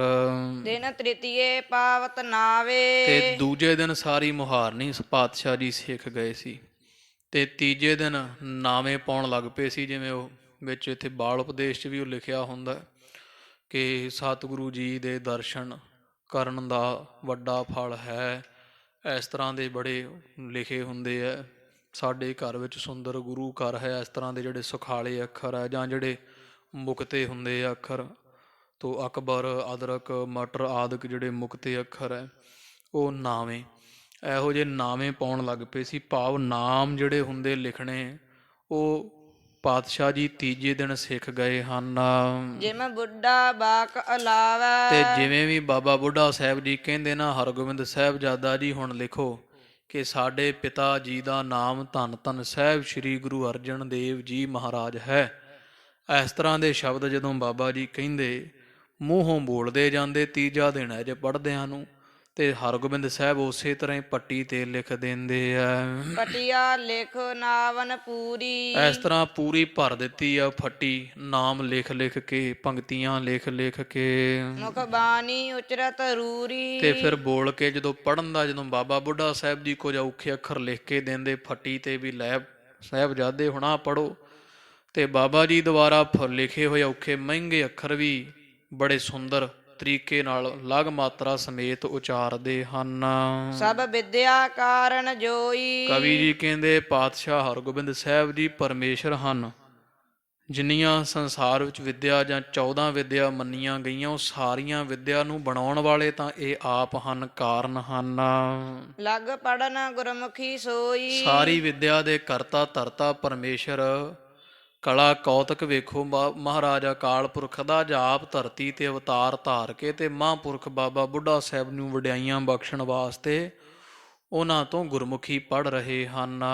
ਤਨ ਮਨੁਖ ਧਾਰਿਓ ਜੈਸੇ। ਕਿਉਂਕਿ ਜਿਸ ਤਰ੍ਹਾਂ ਪਰਮੇਸ਼ਰ ਨੇ ਮਨੁੱਖਾ ਦੇਹੀ ਧਾਰੀ ਹੋਈ, ਹਰਗੋਬਿੰਦ ਸਾਹਿਬ ਰੂਪ, ਨਿਰਬਾਹ ਸਵਾਂਗ ਕਹੋ ਤੈਸੇ। ਤੇ ਸਰੀਰ ਦਾ ਨਿਰਬਾਹ ਵੀ ਉਸੇ ਤਰ੍ਹਾਂ ਹੀ ਉਸੇ ਸਵਾਂਗ ਵਿੱਚ ਹੀ ਕਰਦੇ ਵੀ ਜਿਹੜੇ ਆਮ ਸਧਾਰਨ ਮਨੁੱਖ ਕਰਦੇ ਆ। ਉਹ ਮਰਿਆਦਾ ਮਹਾਰਾਜ ਨੇ ਬਖੂਬ ਕਾਇਮ ਰੱਖੀ। ਉਸੇ ਤਰ੍ਹਾਂ ਹੀ ਵੀ ਪਰਮੇਸ਼ਰ ਨੂੰ ਕਵੀ ਜੀ ਕਹਿੰਦੇ ਪੜ੍ਹਨ ਦੀ ਭਾਵੇਂ ਲੋੜ ਨਹੀਂ, ਪਰ ਅਕਾਲ ਪੁਰਖ ਪਰਮੇਸ਼ਰ ਸਾਰੀ ਵਿਦਿਆ ਦੇ ਭਾਵੇਂ ਕਾਰਨ ਹਨ ਬੇਸ਼ੱਕ, ਪਰ ਗਰੀਬ ਨਵਾਜ ਸਤਿਗੁਰੂ ਜੀ ਆਪ ਉਹ ਮਨੁੱਖਾ ਜਾਮਾ ਧਾਰ ਕੇ ਆਏ ਹੋਣ ਕਰਕੇ ਉਹ ਮਰਿਆਦਾ ਰੱਖ ਰਹੇ ਹਨ। ਉਸੇ ਹੀ ਸਵਾਂਗ ਭੇਖ ਵਿੱਚ ਵਰਤਦੇ, ਮਨੁੱਖਾਂ ਵਾਂਗੂ ਕਿਰਿਆ ਕਰਦੇ ਆ। ਪੁਨ ਪੋਥੀ ਪੜਨ ਸੋ ਲਾਗੇ। ਤੇ ਚੌਥੇ ਕੁ ਦਿਨ ਤਾਂ ਹਰਗੋਬਿੰਦ ਸਾਹਿਬ ਪੋਥੀ ਪੜ੍ਹਨ ਲੱਗ ਪਏ ਆ। 5 ਗ੍ਰੰਥੀ 22 ਵਾਰਾਂ ਇਤਿਹਾਦਿਕ ਪੋਥੀਆਂ ਗੁਰਬਾਣੀ ਦੀਆਂ ਪੜ੍ਹ ਲੈਣ ਲੱਗੇ ਆ। ਸਭ ਦੇਖਤ ਅਚਰਜ ਪਾਗੇ। ਤੇ ਸਭ ਜਿਹੜੇ ਨਾਲ ਪੜ੍ਹਨ ਵਾਲੇ ਜਾਂ ਕੋਈ ਦੂਜੇ ਤੀਜੇ ਸੰਗਤਾਂ ਵੇਖਦੀਆਂ ਵੀ ਪਹਿਲੇ ਦਿਨ 35 ਕੰਠ ਕਰ ਲਈ, ਦੂਜੇ ਦਿਨ ਹੀ ਜਿੰਨਾ ਬਾਬਾ ਜੀ ਪੜਾਉਂਦੇ ਸਾਰਾ ਹੀ ਕੰਠ ਕਰੀ ਜਾਂਦੇ ਆ। ਵੀ ਤੀਜੇ ਚੌਥੇ ਦਿਨ ਤਾਂ ਪੋਥੀਆਂ ਵੀ ਪੜ੍ਹੀ ਜਾਂਦੇ, ਸਾਨੂੰ ਉਮਰ ਲੰਘ ਚੱਲੀ ਹੈ। ਵੇਖ ਵੇਖ ਸਭ ਸੰਗਤਾਂ ਹੈਰਾਨ ਹੁੰਦੀਆਂ। ਨਹਿ ਮਹਿਮਾ ਜਿਨਹੁ ਪਛਾਨੀ। ਉਹ ਹੈਰਾਨ ਹੁੰਦੇ ਐ ਜਿਨ੍ਹਾਂ ਨੇ ਮਹਿਮਾ ਨਹੀਂ ਨਾ ਪਛਾਣੀ, ਕਿਉਂਕਿ ਕਈ ਗੁਰੂ ਹਰਗੋਬਿੰਦ ਸਾਹਿਬ ਨੂੰ ਆਮ ਸਧਾਰਨ ਬੱਚਾ ਹੀ ਸਮਝਦੇ ਸਨ। ਜਿਹੜੇ ਇਹੋ ਜਿਹੀ ਮੱਤ ਰੱਖਣ ਵਾਲੇ, ਥੋੜ੍ਹੀ ਮੱਤ ਵਾਲੇ ਸੀ, ਉਹਨਾਂ ਨੇ ਮਹਿਮਾ ਨਹੀਂ ਪਛਾਣੀ ਜਿਨ੍ਹਾਂ ਨੇ, ਉਹ ਬੜੇ ਹੈਰਾਨ ਹੁੰਦੇ ਆ। ਤਿਨ ਭਈ ਬੁੱਧ ਬਿਸਮਾਨੀ। ਵੇਖ ਵੇਖ ਕੇ ਇਹ ਸੁੰਦਰ ਕੌਤਕ ਨੂੰ, ਐਡੀ ਚੁਸਤ ਤੇਜ ਬਿਰਤੀ ਬੁੱਧੀ ਨੂੰ, ਸਾਰੇ ਜਿਹੜੇ ਨਾ ਜਾਣਨ ਵਾਲੇ ਹਰਗੋਬਿੰਦ ਸਾਹਿਬ ਪਾਤਸ਼ਾਹ ਦੇ ਅਸਲੀ ਸਰੂਪ ਨੂੰ ਵੀ ਇਹ ਪਰਮੇਸ਼ਰ ਹਨ, ਜਿਹੜੇ ਸਧਾਰਨ ਮਨੁੱਖ ਹੀ ਜਾਣਦੇ। ਜਿਵੇਂ ਅੱਜ ਕੱਲ੍ਹ ਕਈ ਕਹਿੰਦੇ ਜੀ ਗੁਰੂ ਨਾਨਕ ਪਾਤਸ਼ਾਹ ਤਾਂ ਇਕੱਲੇ ਸਮਾਜ ਸੁਧਾਰਕ ਸਨ। ਇਸ ਤਰ੍ਹਾਂ ਦੇ ਮੂਰਖ ਲੋਕ ਸੀ ਜਿਹੜੇ ਉਹ ਬੜੇ ਹੈਰਾਨ ਹੁੰਦੇ ਆ ਵੇਖ ਵੇਖ ਕੇ। ਤੋ ਸਾਧ ਸੰਗਤ ਜੀ, ਜਦੋਂ ਫਿਰ ਕਥਾ ਵਿੱਚ ਕੋਈ ਕਰਾਮਾਤ ਦਾ ਪ੍ਰਸੰਗ ਆਉਂਦਾ ਹੈ ਨਾ, ਉਹ ਕਹਿੰਦੇ ਲਓ ਕਰਾਮਾਤ ਤਾਂ ਕਿ ਹੈ ਹੀ ਨਹੀਂ ਗੁਰੂ ਘਰ ਵਿੱਚ, ਗੁਰਮਤਿ ਕਰਾਮਾਤ ਦੀ ਹਾਮੀ ਨਹੀਂ ਭਰਦੀ ਹੈ। ਉਹ ਲੋਕ ਹੈ ਜਿਨ੍ਹਾਂ ਨੂੰ ਹੁਣ ਹਰਗੋਬਿੰਦ ਸਾਹਿਬ ਮਹਾਰਾਜ ਦੀ ਮਹਿਮਾ ਨਹੀਂ ਪਤਾ। ਤੇ ਮਹਾਰਾਜ ਜੀ ਜਦੋਂ 3 ਦਿਨਾਂ 'ਚ ਹੀ ਸਾਰਾ ਪੜ੍ਹਾ ਗਏ, ਪੜ੍ਹੇ ਤਾਂ ਪਹਿਲਾਂ ਹੀ ਸੀਗੇ, ਮਰਿਆਦਾ ਜੀ ਕੀਤੀ, ਬਸ ਉਹ ਸਾਰਾ ਜਦੋਂ ਪੜ੍ਹਾ ਗਏ ਤੇ ਉਹ ਹੈਰਾਨ ਹੁੰਦੇ। ਇਹ ਉਹ ਲੋਕ ਹੈ ਜਿਹੜੇ ਅੱਜ ਵੀ ਕਹਿੰਦੇ ਆਖੇ ਜੀ ਐਂ ਕਿਵੇਂ ਹੋ ਸਕਦਾ, ਐਂ ਕਿਵੇਂ ਹੋ ਸਕਦਾ।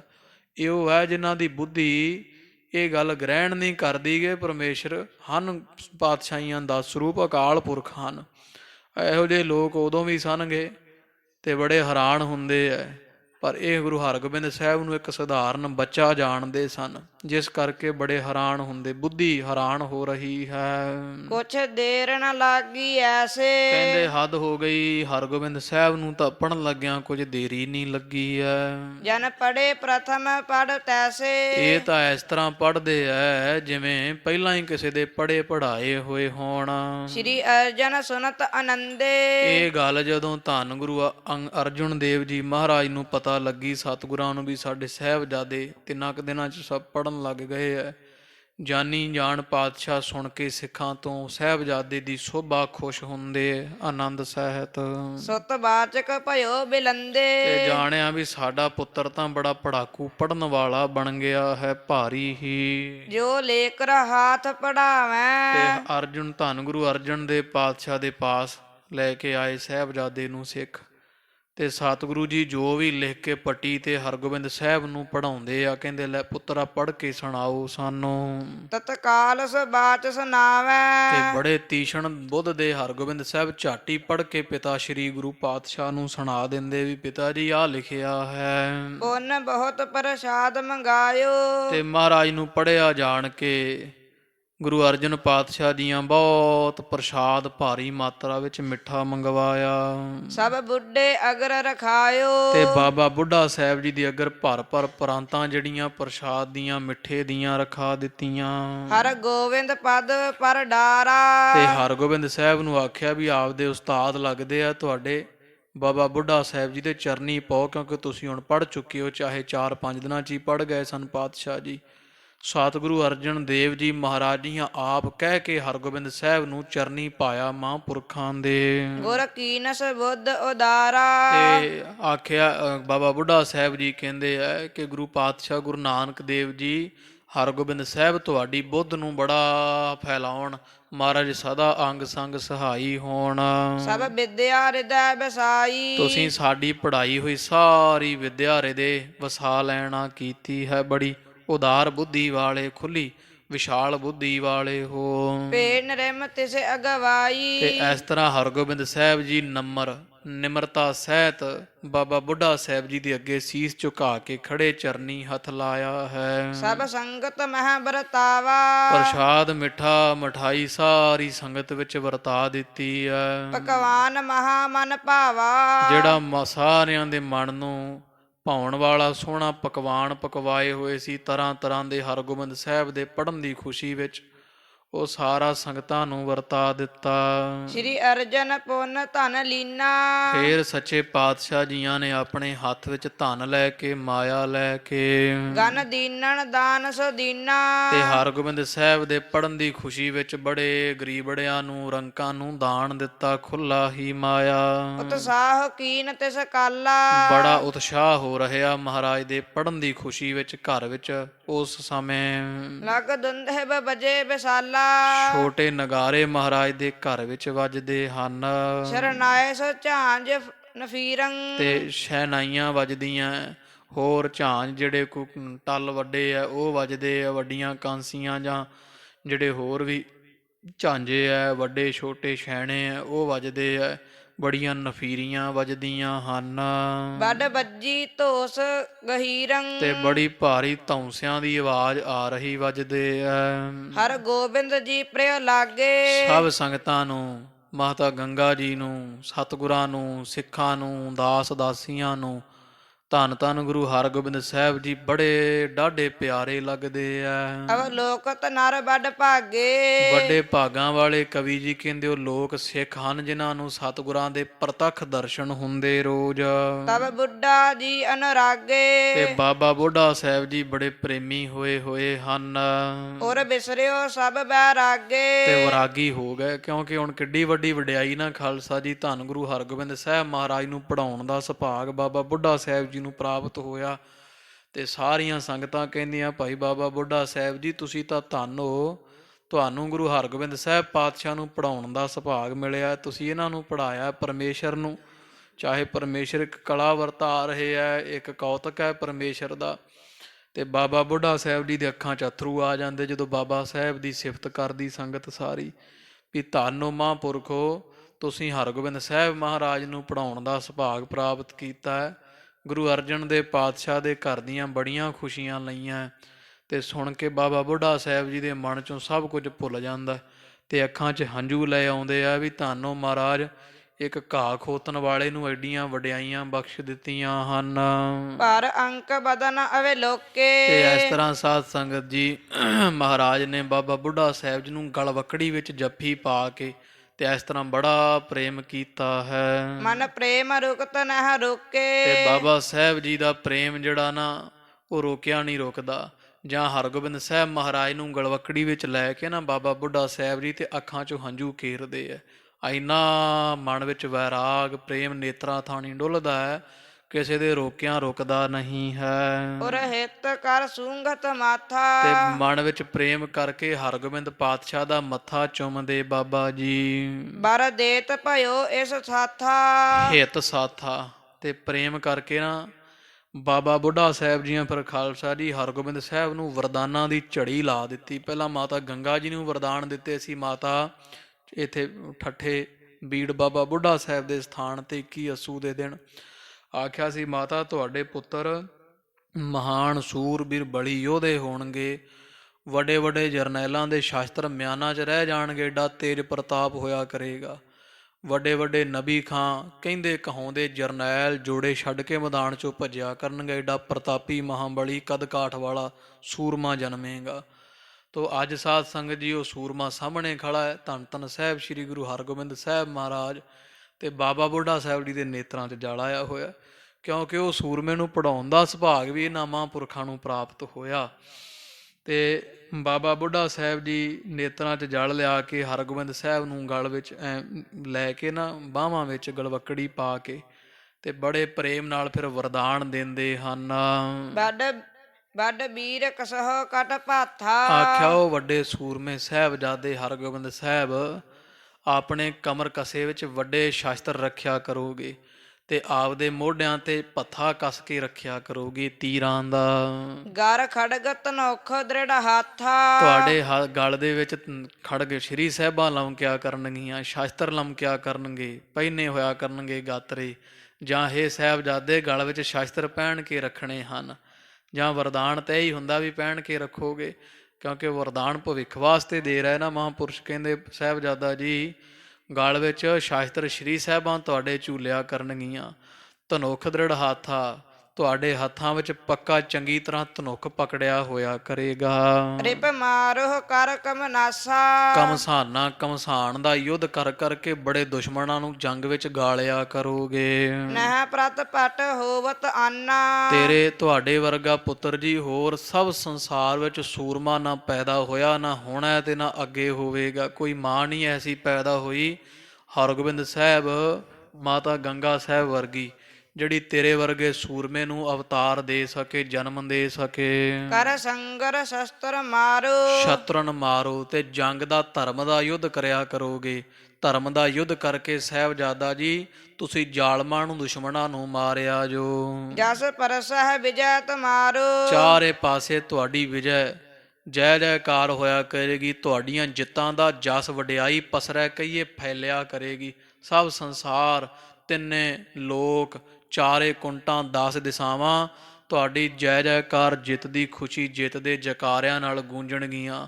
ਸਭ ਥਾਵਾਂ ਤੇ ਤੁਹਾਡੇ ਯੁੱਧਾਂ ਦੀ ਗਾਥਾ ਗਾਈ ਜਾਇਆ ਕਰੇਗੀ। ਬਲ ਅਤੋਤਲ ਬਾਹੋ ਬਿਸਾਲਾ। ਅਤੁੱਲਤ ਬਲ ਜਿਹੜਾ ਨਾ ਤੁਹਾਡੇ 'ਚ ਅਤੁੱਲਤ ਹੋਵੇਗਾ, ਵੀ ਤੁਹਾਡੇ ਵਰਗਾ ਬਲ ਸੰਸਾਰ ਵਿੱਚ ਹੋਰ ਕਿਸੇ ਵਿੱਚ ਨਹੀਂ ਹੋਵੇਗਾ। ਇਹੋ ਜਿਹੇ ਬਾਹੋ ਵਿਸਾਲਾ ਤੇ ਲੰਮੀਆਂ ਅਜਾਨ ਬਾਹੋ ਹੋਵੋਗੇ। ਹੋਏ ਦੀਰਘ ਡੀਲ ਕਿਰਪਾਲਾ। ਉੱਚੇ ਲੰਮੇ ਗੱਭਰੂ ਹੋਵੋਗੇ, ਕਿਰਪਾ ਦੇ ਘਰ ਹੋਵੋਗੇ, ਡੀਲ ਡੌਲ ਸਰੀਰ ਭਾਰੀ ਤਗੜਾ ਹੋਵੇਗਾ। ਕਬਿਤ ਜੈਸੇ ਰਾਮਚੰਦ ਪਰ ਕੋਸਕ ਮਨਿੰਦ ਬਰ। ਤੋ ਰਾਜ ਉਹ ਕਵੀ ਜੀ ਹੁਣ ਅਲੰਕਾਰ ਬਣ ਕੇ ਦੱਸਦੇ ਹੈ ਕਿ ਜਿਸ ਤਰ੍ਹਾਂ ਰਾਮਚੰਦਰ ਜੀ ਨੂੰ ਪ੍ਰਕੌਸ਼ਕ ਨੇ ਪੜ੍ਹਾਇਆ ਸੀ ਨਾ, ਜਾਂ ਜੋ ਵੀ ਵਿੱਦਿਆ ਦਿੱਤੀ ਸੀ, ਕੋਈ 62 ਜਾਂ 64 ਦਿਨਾਂ ਵਿੱਚ ਦੱਸਦੇ ਆ ਜਿਹੜੇ ਰਾਮਚੰਦਰ ਸੀ ਉਹਨੇ ਵਿੱਦਿਆ ਸਿੱਖ ਲਈ ਸੀ ਵਿਸ਼ਵਾਮਿੱਤਰ ਤੋਂ। ਤੋ ਜਿਵੇਂ ਕਵੀ ਜੀ ਕਹਿੰਦੇ ਉਹ ਅਲੰਕਾਰ ਦਿੰਦੇ ਵੀ ਜਿਵੇਂ ਭਗਵਾਨ ਰਾਮਚੰਦਰ ਨੇ ਵਿਸ਼ਵਾਮਿੱਤਰ ਤੋਂ ਬੜੇ ਵਰਦਾਨ ਪ੍ਰਾਪਤ ਕੀਤੇ ਸਨ। ਹੋਏ ਕੈ ਪ੍ਰਸੰਨ ਮਨ ਵਿਦਿਆ ਸਿਖਰਾਏ ਕੈ। ਜਦੋਂ ਮਨ ਕਰਕੇ ਪ੍ਰਸੰਨ ਹੋਏ ਸੀ ਵਿਦਿਆ ਸਿਖਾ ਕੇ, ਉਸੇ ਤਰ੍ਹਾਂ ਹੀ ਜਿਵੇਂ ਬਾਬਾ ਬੁੱਢਾ ਸਾਹਿਬ ਜੀ ਕਹਿੰਦੇ ਵਿਸ਼ਵਾਮਿੱਤਰ ਵਰਗੇ ਸੂਰਮੇ ਹੋਣ ਤੇ ਮਹਾਰਾਜ ਨੂੰ ਇਸ ਤਰ੍ਹਾਂ ਵਰਦਾਨਾਂ ਦੀ ਝੜੀ ਲਾ ਰਹੇ, ਜਿਵੇਂ ਕਿਸੇ ਸਮੇਂ ਰਾਮਚੰਦਰ ਨੂੰ ਵਿਸ਼ਵਾਮਿੱਤਰ ਨੇ ਵਰਦਾਨ ਦਿੱਤੇ ਸੀ ਵਿਦਿਆ ਸਿਖਾਉਣ ਉਪਰੰਤ। ਦੀਨੇ ਬਰ ਔਰ ਸਭ ਮੰਤਰ ਸਿਰ ਮੋਰ ਜੀਤੇ। ਤੇ ਹੋਰ ਵੀ ਬਾਬਾ ਸਾਹਿਬ ਜੀਆਂ ਨੇ ਬੜੇ ਹੀ ਵਰਦਾਨ ਦਿੱਤੇ, ਸਿਰਮੌਰ ਮੰਤਰ, ਵੀ ਤੁਹਾਡੇ ਰਸਨਾ ਤੇ ਸਦਾ ਪਰਮੇਸ਼ਰ ਦਾ ਧਿਆਨ ਜਾਂ ਪਰਮੇਸ਼ਰ ਦੇ ਮੰਤਰ ਰਹਿਣ, ਪਰਮੇਸ਼ਰ ਦੇ ਪਾਵਨ ਪਵਿੱਤਰ ਜਾਪ ਤੁਹਾਡੀ ਰਸਨਾ ਕਰਦੀ ਰਵੇ। ਇਹੋ ਜਿਹੇ ਬੜੇ ਮਹਾਂਪੁਰਖਾਂ ਨੇ ਭਾਰੀ ਜਿਹੜੇ ਵੈ ਉਹ ਵਰਦਾਨ ਦਿੱਤੇ ਹਨ। ਅਖਿਲ ਪੜਾਏ ਤਤ ਕਾਲ ਚਿਤ ਚਾਏ ਕੈ। ਤੋ ਸਾਰਾ ਕੁਝ ਪੜ੍ਹਾ ਦਿੱਤਾ ਸੀ ਬੜੀ ਛੇਤੀ ਨਾਲ। ਬਾਬਾ ਬੁੱਢਾ ਸਾਹਿਬ ਜੀ ਦੇ ਮਨ ਵਿੱਚ ਬੜਾ ਚਾਅ ਹੈ ਵੀ ਸਾਹਿਬਜ਼ਾਦੇ ਨੇ ਬੜੀ ਛੇਤੀ ਸਭ ਕੁਝ ਪੜ੍ਹ ਲਿਆ ਹੈ। ਤੈਸੇ ਹਰ ਗੋਬਿੰਦ ਬਿਲੰਦ ਵਿਦਿਆ ਦਈ ਸਭ। ਤੋ ਜਾਂ ਕਹੋ ਵੀ ਰਾਮਚੰਦਰ ਨੂੰ ਜਿਵੇਂ ਉਸ ਜਿਹੜਾ ਹੈ ਵਿਸ਼ਵਾਮਿੱਤਰ ਨੇ ਵਰਦਾਨ ਦਿੱਤੇ ਸੀ, ਜਦੋਂ ਰਾਮਚੰਦਰ ਜੀ ਕੋ 62-64 ਦਿਨਾਂ ਵਿੱਚ ਪੜ੍ਹ ਗਏ ਸੀ ਸਾਰੀ ਵਿਦਿਆ, ਬੜੇ ਮੰਤਰਾਂ ਆਦਿਕ ਦੇ ਬੜੇ ਹੋਰ ਵੀ ਵਰਦਾਨ ਦਿੱਤੇ ਸੀ। ਕਵੀ ਜੀ ਕਹਿੰਦੇ ਇਸੇ ਤਰ੍ਹਾਂ ਹਿਰਦੇ ਵਿੱਚ ਪ੍ਰੇਮ ਵਧਾਉਂਦੇ ਹੋਏ ਧੰਨ ਧੰਨ ਬਾਬਾ ਬੁੱਢਾ ਸਾਹਿਬ ਜੀਆਂ ਨੇ ਪਾਤਸ਼ਾਹ ਸ੍ਰੀ ਗੁਰੂ ਹਰਗੋਬਿੰਦ ਸਾਹਿਬ ਨੂੰ ਬੜੀ ਵਿਦਿਆ ਪੜ੍ਹਾ ਕਰਕੇ ਔਰ ਬਰ ਕਿਹ ਔਰ ਪ੍ਰੇਮ ਮੰਗਾਏ ਕੈ। ਤੇ ਬੜੇ ਵਰਦਾਨ ਦੇ ਬਚਨ ਕਹੇ। ਬਾਬਾ ਜੀ ਦੇ ਮਨ ਵਿੱਚ ਬਹੁਤ ਪ੍ਰੇਮ ਉਛਾਲੇ ਮਾਰਦਾ ਹੈ। ਬੁੱਢੇ ਹੋਇ ਪ੍ਰਸੰਨ ਸਭ ਆਸ਼ਿਕ ਬਖਾਨੀ ਧਨ। ਬਾਬਾ ਬੁੱਢਾ ਸਾਹਿਬ ਜੀਆਂ ਨੇ ਧੰਨ ਗੁਰੂ ਹਰਗੋਬਿੰਦ ਸਾਹਿਬ ਪਰਥਾਏ ਹਿਰਦੇ ਵਿੱਚ ਪ੍ਰਸੰਨ ਹੋ ਕਰਕੇ ਕਵੀ ਜੀ ਕਹਿੰਦੇ ਬਹੁਤ ਅਸ਼ੀਸ਼ਾਂ ਆਸ਼ੀਰਵਾਦ ਵਰਦਾਨ ਦਿੱਤੇ। ਆਖਿਆ ਸਾਹਿਬਜ਼ਾਦਾ ਜੀ ਤੁਸੀਂ ਧੰਨ ਹੋ, ਧੰਨ ਹੋ, ਧੰਨ ਹੋ। ਭਇਓ ਉਤਸਾਹ ਚਹੁ ਦਿਸ ਰਹਿਓ ਛਾਏ ਕੈ। ਤੇ ਚਾਰ ਚਫੇਰੇ ਖਾਲਸਾ ਜੀ ਬੜਾ ਉਤਸ਼ਾਹ ਹੋ ਰਿਹਾ ਹੈ। ਸੰਗਤਾਂ ਬਾਬਾ ਬੁੱਢਾ ਸਾਹਿਬ ਜੀ ਦਾ ਪ੍ਰੇਮ ਵੇਖ ਕੇ ਨਾ ਹਰਗੋਬਿੰਦ ਪਾਤਸ਼ਾਹ ਮਹਾਰਾਜ ਦੇ ਪਰਥਾਏ ਤੇ ਬੜੀਆਂ ਖੁਸ਼ ਹੁੰਦੀਆਂ। ਸਭ ਪਾਸੇ ਸੰਗਤਾਂ ਦੇ ਚਿਹਰਿਆਂ ਤੇ ਖੇੜਾ ਰੌਣਕਾਂ ਹਨ। ਦੋਹਰਾ ਵਿਦਿਆ ਦਈ ਸਿਖਾਏ ਸ਼ੁਭ। ਸਾਰੀ ਦੀ ਸਾਰੀ ਵਿਦਿਆ ਜਿੰਨੀ ਵੀ ਹੁੰਦੀ ਹੈ 14 ਵਿਦਿਆਵਾਂ ਦੱਸਦੇ ਹੈ, ਬਾਬਾ ਬੁੱਢਾ ਸਾਹਿਬ ਜੀਆਂ ਸਿਖਾ ਦਿੱਤੀ ਹੈ। ਬਾਣੀ ਪੜਬੇ ਕੇਰ। ਬਾਣੀ ਜਾਂ ਬਾਣੀ ਪੜਨ ਵਾਲੀ ਜਿਹੜੀ ਵਿਦਿਆ ਭਾਵ ਜਿਹੜੀ ਆ ਗੁਰਮੁਖੀ ਹੈ ਜਾਂ ਹੋਰ ਭਾਸ਼ਾ। ਗੁਰਬਾਣੀ ਪੜਨ ਵਾਸਤੇ ਜਿਸ ਵਿਦਿਆ ਦੀ ਲੋੜ ਪੈਂਦੀ ਹੈ, ਗੁਰਮੁਖੀ, ਪੈਂਤੀ, ਮੁਹਾਰਨੀ, ਇਹ ਸਾਰੀ ਵਿਦਿਆ ਹਰਗੋਬਿੰਦ ਸਾਹਿਬ ਨੂੰ ਪੜ੍ਹਾ ਦਿੱਤੀ ਹੈ। ਵਾਚਕ ਹੋਏ ਸਕਲ ਕੇ। ਪਰ ਉਹ ਪਰਮੇਸ਼ਰ ਹੈ ਨਾ ਹਰਗੋਬਿੰਦ ਸਾਹਿਬ ਮਹਾਰਾਜ ਆਪ, ਤੇ ਇੰਨੇ ਪੜ੍ਹਨ ਦੇ ਨਾਲ ਹੀ ਸਾਰੀਆਂ ਵਿਦਿਆ ਦੇ ਵਾਚਕ ਕਹੀਏ ਜਾਣੂ ਪੜਨਹਾਰੇ ਹੋ ਗਏ ਹਨ। ਪੜਤ ਨਾ ਲਾਵਤ ਦੇਰ। ਤੇ ਬਾਲ ਅਵਸਥਾ ਹੈ ਪਰ ਪੜ੍ਹਦਿਆਂ ਦੇਰ ਨਹੀਂ ਲਾਉਂਦੇ, ਝਾਟੀ ਜੋ ਲਿਖਿਆ ਹੁੰਦਾ ਪੜ੍ਹ ਕੇ ਸੁਣਾ ਦਿੰਦੇ ਆ। ਸ਼ਸਤਰਨ ਕੀ ਵਿਦਿਆ ਮਹਾਨ। ਜਿਹੜੇ ਯੁੱਧ ਵਿੱਚ ਵਰਤੇ ਜਾਣ ਵਾਲੇ ਸ਼ਸਤਰਾਂ ਦੀ ਵਿਦਿਆ ਹੈ ਮਹਾਨ। ਤਿਸ ਕੋ ਵਰ ਦੇ ਦੀਨ। ਬਾਬਾ ਬੁੱਢਾ ਸਾਹਿਬ ਜੀ ਉਹਦਾ ਵਰ ਦੇ ਦਿੱਤਾ ਸੀਗਾ, ਕੁਝ ਵਿਦਿਆ ਸਿਖਾ ਦਿੱਤੀ। ਤੇ ਹੁਣ ਬਾਬਾ ਬੁੱਢਾ ਸਾਹਿਬ ਜੀ ਕੋਲ ਖਾਲਸਾ ਜੀ ਕੀ ਨਹੀਂ ਹੈ, ਵਰ ਦੇਣ ਤੇ ਸਾਰਾ ਹੀ ਕੁਝ ਹੈ। ਕੁਝ ਵਿਦਿਆ ਸਿਖਾ ਦਿੱਤੀ ਜਿਹੜੀ ਬਾਣੀ ਪੜ੍ਹਨ ਵਾਸਤੇ ਗੁਰਮੁਖੀ ਆਦਿ, ਤੇ ਜਿਹੜੀ ਬਾਕੀ ਵਿਦਿਆ ਨਾ 14 ਵਿਦਿਆ ਉਹਦਾ ਬਸ ਵਰਦਾਨ ਹੀ ਦੇ ਦਿੱਤਾ ਵੀ ਸਾਹਿਬਜ਼ਾਦੇ ਸਾਰੀ ਵਿਦਿਆ ਤੁਹਾਡੇ ਹੱਥਾਂ ਤੇ ਰਟੀ ਰਿਹਾ ਕਰੇਗੀ। ਬਾਣ ਪ੍ਰਹਾਰਨ ਅਨੇਕ ਵਿਧ। ਕਿਹੜੇ ਕਿਹੜੇ ਵਰਦਾਨ ਦਿੱਤੇ ਬਾਬਾ ਬੁੱਢਾ ਸਾਹਿਬ ਜੀ? ਕਹਿੰਦੇ ਸਾਹਿਬਜ਼ਾਦੇ ਹਰਗੋਬਿੰਦ ਸਾਹਿਬ ਤੁਸੀਂ ਜਿਹੜੇ ਤੀਰ ਮਾਰਨੇ ਹੁੰਦੇ ਆ ਨਾ ਬੜੇ ਤਰ੍ਹਾਂ ਦੇ ਨਾਲ, ਚਾਰ ਚਫੇਰੇ ਨੂੰ, ਉੱਚੇ ਨੀਵੇਂ, ਤੇਜ਼ ਦੂਰ ਨੇੜੇ, ਜਿਹਦੇ ਤੀਰ ਮਾਰਨਾ, ਤੀਰ ਨਿਸ਼ਾਨਾ, ਤੀਰ ਅੰਦਾਜ਼ੀ ਹੈ। ਐਂਚਨ ਤਨੁਖ ਪਰਬੀਨ। ਉਹ ਵੀ ਤੁਹਾਨੂੰ ਅਸੀਂ ਵਰਦਾਨ ਦਿੱਤਾ। ਸਾਹਿਬਜ਼ਾਦਾ ਜੀ ਧਨੁਖ ਨੂੰ ਬੜੇ ਸਿਆਣੇ ਬਣ ਕੇ ਖਿੱਚਣਾ, ਧੀਰਜ ਦੇ ਨਾਲ ਕਿੰਨੀ ਖਿੱਚ ਤੇ ਕਿੰਨੀ ਦੂਰ ਜਾਵੇਗਾ। ਲਓ ਤੁਹਾਨੂੰ ਉਹ ਵੀ ਧਨੁਖ ਚਲਾਉਣ ਦਾ ਵਰਦਾਨ ਵੀ ਦਿੰਦੇ ਹਾਂ। ਖੜਗ ਪ੍ਰਹਾਰਨ ਸਿਪਰ ਗਹ। ਤੇ ਹੱਥ ਵਿੱਚ ਢਾਲਾ ਫੜ ਕੇ ਤੇ ਜਿਹੜੀ ਖੜਗ ਕਹੀਏ ਖੰਡਾ ਵਾਹੁਣਾ ਜਾਂ ਤੇਗ ਚਲਾਉਣੀ ਆ, ਸ਼੍ਰੀ ਸਾਹਿਬ ਤਲਵਾਰ, ਇਹ ਵੀ ਤੁਹਾਨੂੰ ਵਰਦਾਨ ਦਿੱਤਾ। ਤਨ ਬਚਾਏ ਕਰ ਦਾਵ। ਸਰੀਰ ਆਪਦਾ ਬਚਾ ਕਰਕੇ ਦਾ ਲਾ ਕੇ ਜਾਂ ਬੜੇ ਦਾਵ ਪੇਚ ਸਿੱਖਣੇ ਵਾਰ ਕਰਨ ਦੇ। ਸਰੀਰ ਆਪਦੀ ਬਚਾ ਕਰਨਾ ਜੰਗ ਵਿੱਚ ਤੇ ਦੁਸ਼ਮਣ ਤੇ ਵਾਰ ਕਰਨ ਦਾ ਵਾਰ। ਇਤ ਉਤ ਹੋਵਨ ਸਮੁਖ ਪੁਨ। ਤੇ ਸਾਹਮਣੇ ਖੜਨਾ, ਸਾਹਮਣੇ ਖੜ ਕੇ ਲੜਨਾ, ਵਾਰ ਹੋਏ ਤੇ ਇੱਧਰ ਉੱਧਰ ਸਰੀਰ ਨੂੰ ਕਰ ਲੈਣਾ ਟਾਲਾ ਪਾਸਾ ਕਰਨਾ ਵਾਰ ਬਚਾਉਣਾ ਗਨ ਛਤਰਨ ਕਰ ਘਾਵ ਤੇ ਬੜੇ ਦੁਸ਼ਮਣਾਂ ਨੂੰ ਜੰਗ ਦੇ ਮੈਦਾਨ ਵਿੱਚ ਨਿਡਰਤਾ ਦੇ ਨਾਲ ਸੂਰਬੀਰਤਾ ਦੇ ਨਾਲ ਮਾਰ ਮੁਕਾਉਣਾ ਵੱਢ ਸੁੱਟਣਾ ਧਾਉਣਾ ਤਾਈਂ ਇਹ ਸਾਰੇ ਵਰ ਤੁਹਾਨੂੰ ਅਸੀਂ ਦੇ ਰਹੇ ਹਾਂ ਸਵਈਆ ਹੋਨ ਮਹਾ ਅਸਵਾਰ ਤੁਰੰਗਮ ਤੇ ਤੁਹਾਨੂੰ ਇਹ ਵੀ ਵਰਦਾਨ ਦਿੰਨੇ ਆ ਵੀ ਜਿਹੜਾ ਘੋੜੇ ਦੇ ਮਹਾਨ ਅਸਵਾਰ ਬਣਨਾ ਸ਼ਾਹ ਅਸਵਾਰ ਬਣਨਾ ਹੈ ਦੀਰਘ ਛਾਲ ਕੁਦਾਏ ਭਜਾਵੈ ਲੰਮੀਆਂ ਛਾਲਾਂ ਘੋੜੇ ਦੀਆਂ ਮਰਵਾਉਣੀਆਂ ਘੋੜੇ ਨੂੰ ਕਦਾਉਣਾ ਤੇਜ਼ ਦੌੜ ਵਿੱਚ ਭਜਾਉਣਾ ਜੋ ਫੇਰਨ ਮੰਡਲ ਕੇਰ ਪ੍ਰਮਾਵਨ ਘੋੜੇ ਨੂੰ ਜੰਗ ਦੇ ਮੈਦਾਨ ਵਿੱਚ ਫੇਰਨਾ ਮੋੜਨਾ ਤੇ ਗੋਲ ਘਮਾ ਦੇਣਾ ਵਰਸ਼ਾ ਅਰ ਔਰ ਚਲਾਵੈ ਲੈ ਕੇ ਹੱਥ ਵਿੱਚ ਬਰਛਾ ਚੱਲਦੇ ਘੋੜੇ ਤੇ ਦੁਸ਼ਮਣ ਦੇ ਵਾਲੇ ਪਾਸੇ ਚਲਾਉਣਾ ਤੇ ਸਿੱਧਾ ਨਿਸ਼ਾਨੇ ਤੇ ਕਿਉਂਕਿ ਖੜੇ ਤਾਂ ਮਾਰ ਲਈਦਾ ਹੈ ਚੱਲਦੇ ਘੋੜੇ ਤੇ ਨਿਸ਼ਾਨਾ ਲਾਉਣਾ ਔਖਾ ਹੁੰਦਾ ਨਾ ਕਿਉਂਕਿ ਘੋੜਾ ਵੀ ਚੱਲ ਰਿਹਾ ਜੇ ਦੁਸ਼ਮਣ ਵੀ ਤਿਆਰ ਬਰ ਤਿਆਰ ਭੱਜਾ ਜਾਂਦਾ ਹੋਵੇ ਬਾਬਾ ਬੁੱਢਾ ਸਾਹਿਬ ਜੀ ਕਹਿੰਦੇ ਸਾਹਿਬਜ਼ਾਦੇ ਲਓ ਤੁਹਾਨੂੰ ਇਹ ਵੀ ਵਰਦਾਨ ਤੁਸੀਂ ਚੱਲਦੇ ਘੋੜੇ ਤੇ ਬਰਛਾ ਮਾਰ ਕੇ ਤੇ ਅੱਗੋਂ ਚੱਲਦੇ ਘੋੜੇ ਵਾਲਾ ਹੀ ਸੁੱਟ ਕੇ ਮਾਰ ਸੁੱਟਿਆ ਕਰੋਗੇ ਇਹ ਵੀ ਤੁਹਾਨੂੰ ਲੈ ਵਰਦਾਨ ਹੈ ਹਾਥ ਤਫੰਗ ਗਹਾ ਕਰ ਤਿਆਰ ਤੇ ਹੱਥ ਵਿੱਚ ਬੰਦੂਕ ਫੜਨੀ ਤਿਆਰ ਬਰ ਤਿਆਰ ਹੋ ਜਾਣਾ ਘੋੜੇ ਉੱਪਰ ਬੈਠਿਆਂ ਹੀ ਪਲਾਵਤ ਜਾਤ ਛੁੱਟੇ ਰਿਪ ਘਾਵੈ ਤੇ ਭੱਜੇ ਜਾਂਦੇ ਜਾਂ ਚੇਤਨ ਹੋਏ ਇਧਰ ਉਧਰ ਹੁੰਦੇ ਬਚਾ ਕਰਦੇ ਦੁਸ਼ਮਣ ਦੇ ਮਾਰਨੀ ਉਹਨੂੰ ਨਾਸ਼ ਕਰਨਾ ਭਾਵ ਚੱਲਦੇ ਘੋੜੇ ਤੇ ਬੰਦੂਕ ਚਲਾਉਣੀ ਚੱਲਦੇ ਘੋੜੇ ਤੇ ਬਰਛਾ ਮਾਰਨਾ ਚੱਲਦੇ ਘੋੜੇ ਤੇ ਤੀਰ ਕਮਾਨ ਚਲਾਉਣਾ ਚੱਲਦੇ ਘੋੜੇ ਤੇ ਸ਼੍ਰੀ ਸਾਹਿਬ ਘਮਾਉਣੀ ਸ਼੍ਰੀ ਸਾਹਿਬ ਦੇ ਵਾਰ ਕਰਨੇ ਆਦਿਕ ਵਾਰ ਔਰ ਜਿਤੇ ਇਤ ਯਾਦਿਕ ਜੋ ਬਰ ਇਸ ਤੋਂ ਇਲਾਵਾ ਸਾਧ ਸੰਗਤ ਜੀ ਹੋਰ ਬੜੇ ਵਰਦਾਨ ਸਨ ਜਿਹੜੇ ਬਾਬਾ ਬੁੱਢਾ ਸਾਹਿਬ ਜੀ ਦੇ ਰਹੇ ਹਨ ਦੇ ਤਪਿਓਸ ਕਰੇ ਬਿਨ ਆਵੈ ਤੇ ਇਹ ਵਰਦਾਨ ਦੇ ਦਿੱਤੇ ਸੀ ਪੜਾਉਣ ਤੋਂ ਬਿਨਾਂ ਹੀ ਧੰਨ ਗੁਰੂ ਹਰਗੋਬਿੰਦ ਸਾਹਿਬ ਮਹਾਰਾਜ ਸਤਿਗੁਰਾਂ ਨੂੰ ਇਹ ਵਰਦਾਨ ਮਹਾਂਪੁਰਸ਼ਾਂ ਨੇ ਦੇ ਦਿੱਤੇ ਸੀਗੇ ਤੇ ਇਹ ਬਸ ਵਰਦਾਨ ਵਾਰ ਦਿੱਤਾ ਤੇ ਇਹ ਵਾਰ ਦੇ ਦਿੱਤਾ ਵੀ ਜਿਹੜੀ ਸ਼ਾਸਤਰ ਆ ਵਿਦਿਆ ਨਾ ਸ਼ਾਸਤਰ ਵਿਦਿਆ ਸਾਹਿਬਜ਼ਾਦਾ ਜੀ ਤੁਹਾਨੂੰ ਸਿਖਾਉਣੀ ਨਹੀਂ ਪਵੇਗੀ ਸਾਡਾ ਵਰਦਾਨ ਹੈ ਵੀ ਤੁਹਾਨੂੰ ਉਸ ਤਰ੍ਹਾਂ ਹੀ ਸਫੁਰ ਹੋ ਜਾਵੇਗੀ ਤੁਹਾਨੂੰ ਪੜਨ ਤੋਂ ਬਿਨਾਂ ਹੀ ਸ਼ਾਸਤਰ ਵਿਦਿਆ ਆ ਜਾਵੇਗੀ ਦਿਓਸ ਪ੍ਰਤੀ ਹਰ ਗੋਬਿੰਦ ਚੰਦ ਤੋ ਇਸ ਤਰ੍ਹਾਂ ਹਰਗੋਬਿੰਦ ਸਾਹਿਬ ਮਹਾਰਾਜ ਸਾਧ ਸੰਗਤ ਜੀ ਫਿਰ ਜਦੋਂ ਵੱਡੇ ਹੋਏ ਫਿਰ ਬਹੁਤ ਭਾਰੀ ਸੂਰਮੇ ਯੋਧੇ ਸੱਚੇ ਪਾਤਸ਼ਾਹ ਜੀ ਹੋਏ ਸਨ ਗਰੀਬ ਨਵਾਜ ਧੰਨ ਗੁਰੂ ਹਰਗੋਬਿੰਦ ਸਾਹਿਬ ਜਿਨ੍ਹਾਂ ਦਾ ਸਰੀਰ ਚੰਦਰਮਾ ਦੂਜਦੇ ਚੰਦ ਵਾਂਗੂ ਵੱਧਦਾ ਜਾਂਦਾ ਹੈ ਬਿਲੰਦ ਸਰੀਰ ਆਨੰਦ ਬ੍ਰਿਧਵਾ ਸਭ ਵੇਖ ਵੇਖ ਕੇ ਆਨੰਦ ਬਰਧਾਵੇਂ ਵਧਾਉਂਦੇ ਐ ਸਰੀਰ ਦਿਨੋਂ ਦਿਨ ਵੱਡਾ ਹੁੰਦਾ ਗੱਭਰੂ ਹੋਈ ਜਾਂਦੇ ਆ ਨੰਦਨ ਕੋ ਪਿਖ ਗੰਗ ਅਮੰਗਤ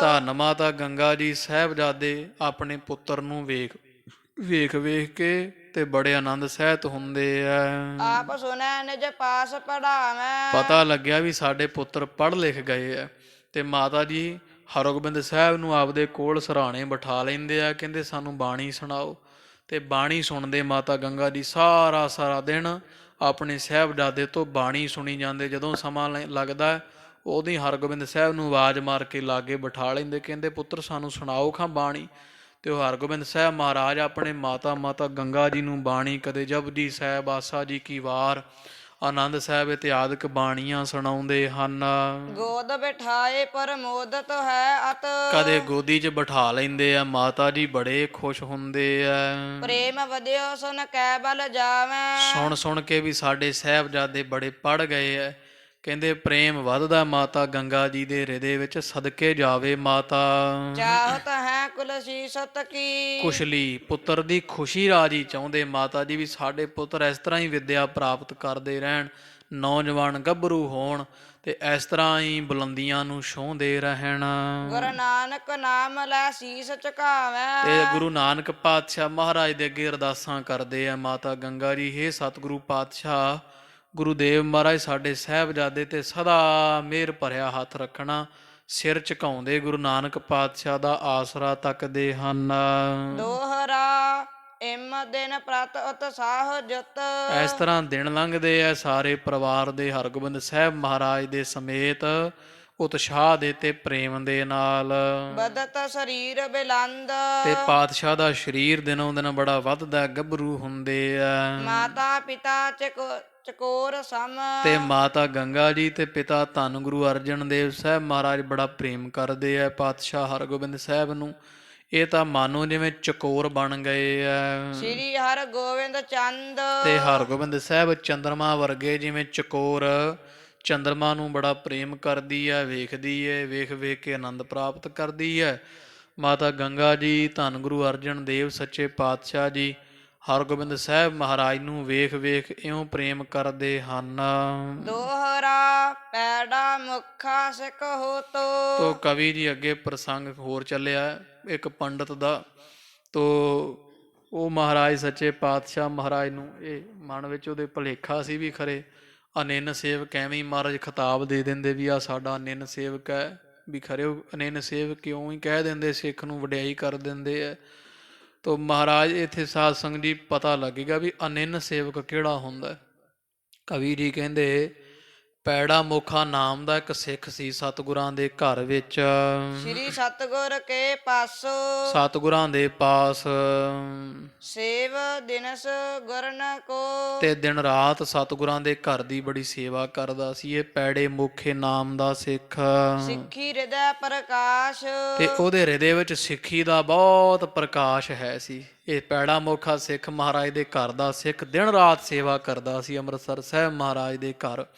ਤੇ ਉਹਦੇ ਸਿੱਖੀ ਨੂੰ ਬਹੁਤ ਪ੍ਰੇਮ ਕਰਨ ਵਾਲਾ ਸੀ, ਬੜਾ ਪ੍ਰੇਮੀ ਸਿੱਖ ਸੀ ਮਹਾਰਾਜ ਦਾ।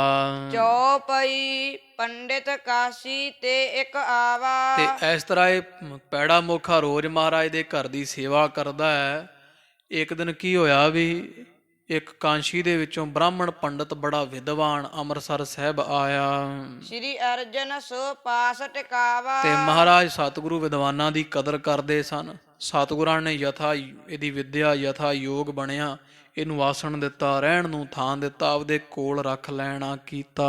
ਕਰਹ ਕਾਮਨਾ ਬਿਪਰ ਬਿਸਾਲਾ। ਇਹ ਅੰਮ੍ਰਿਤਸਰ ਸਾਹਿਬ ਮਹਾਰਾਜ ਦੇ ਪਾਸ ਹੀ ਰਹਿਣ ਲੱਗਿਆ। ਗਰੀਬ ਨਵਾਜ ਵਿਦਵਾਨਾਂ ਦੇ ਕਦਰਦਾਨ ਸਨ ਸੱਚੇ ਪਾਤਸ਼ਾਹ ਮਹਾਰਾਜ ਜੀ। ਤੋ ਵਿਦਵਾਨ ਪੜ੍ਹਿਆਂ ਨੂੰ ਮਹਾਰਾਜ ਨੇ ਬੜੀਆਂ ਖਿਲਤਾਂ ਦੇਣੀਆਂ, ਕੋ ਮਾਇਆ ਦੇਣੀਆਂ, ਸਿਰੋਂ ਪਾਓ ਦੇਣੇ ਸੱਚੇ ਪਾਤਸ਼ਾਹ ਜੀਆਂ, ਚਾਹੇ ਕਿਸੇ ਧਰਮ ਦਾ ਹੀ ਹੋਵੇ, ਵਿਦਵਾਨ ਦੀ ਕਦਰ ਕਰਦੇ ਮਹਾਰਾਜ। ਤੋ ਉਹ ਬ੍ਰਾਹਮਣ ਜਿਹੜਾ ਪੰਡਤ ਵਿਦਵਾਨ ਬਹੁਤ ਹੈ, ਕਾਂਸੀ ਦਾ ਪੜ੍ਹਿਆ ਪੜ੍ਹਾਇਆ ਹੈ, ਤੇ ਇੱਥੇ ਅੰਮ੍ਰਿਤਸਰ ਸਾਹਿਬ ਰਹਿਣ ਲੱਗਾ। ਤੇ ਕਵੀ ਜੀ ਕਹਿੰਦੇ ਮਨ ਵਿੱਚ ਨਾ ਉਹ ਬ੍ਰਾਹਮਣ ਦੇ ਇੱਕ ਇੱਛਾ ਬਣੀ ਹੋਈ ਹੈ, ਉਹ ਕਾਮਨਾ ਕਰਦਾ ਇਸ ਗੱਲ ਦੀ ਕਰੋ ਸੁਨਾਵਨ ਕਥਾ ਰਸਾਲਾ। ਵੀ ਮੈਂ ਗੁਰੂ ਅਰਜਨ ਦੇਵ ਮਹਾਰਾਜ ਨੂੰ ਕਥਾ ਸੁਣਾਇਆ ਕਰਾਂ, ਸਤਿਗੁਰੂ ਮੇਰੇ ਵਿਦਿਆ ਵੇਖਣ ਮੇਥੋਂ ਕਥਾ ਸੁਣਿਆ ਕਰਨ। ਪਾਛੇ ਦਸ਼ਨਾ ਲੇਵੋ ਮੋਖ। ਤੇ ਮੈਂ ਬੜਾ ਸਮਾਂ ਮਹਾਰਾਜ ਦੇ ਘਰ ਕਥਾ ਕਰਾਂ, ਤੇ ਜਦੋਂ ਮਹਾਰਾਜ ਮੈਨੂੰ ਪੁੱਛਣ ਨਾ ਵੀ ਹੇ ਪੰਡਤ ਕੀ ਲੈਣਾ ਕਥਾ ਸੁਣਾਈ, ਤੂੰ ਸਾਨੂੰ ਦੱਸ ਕੀ ਦਸ਼ਨਾ ਲੈਣਾ ਦਈਏ ਤੈਨੂੰ।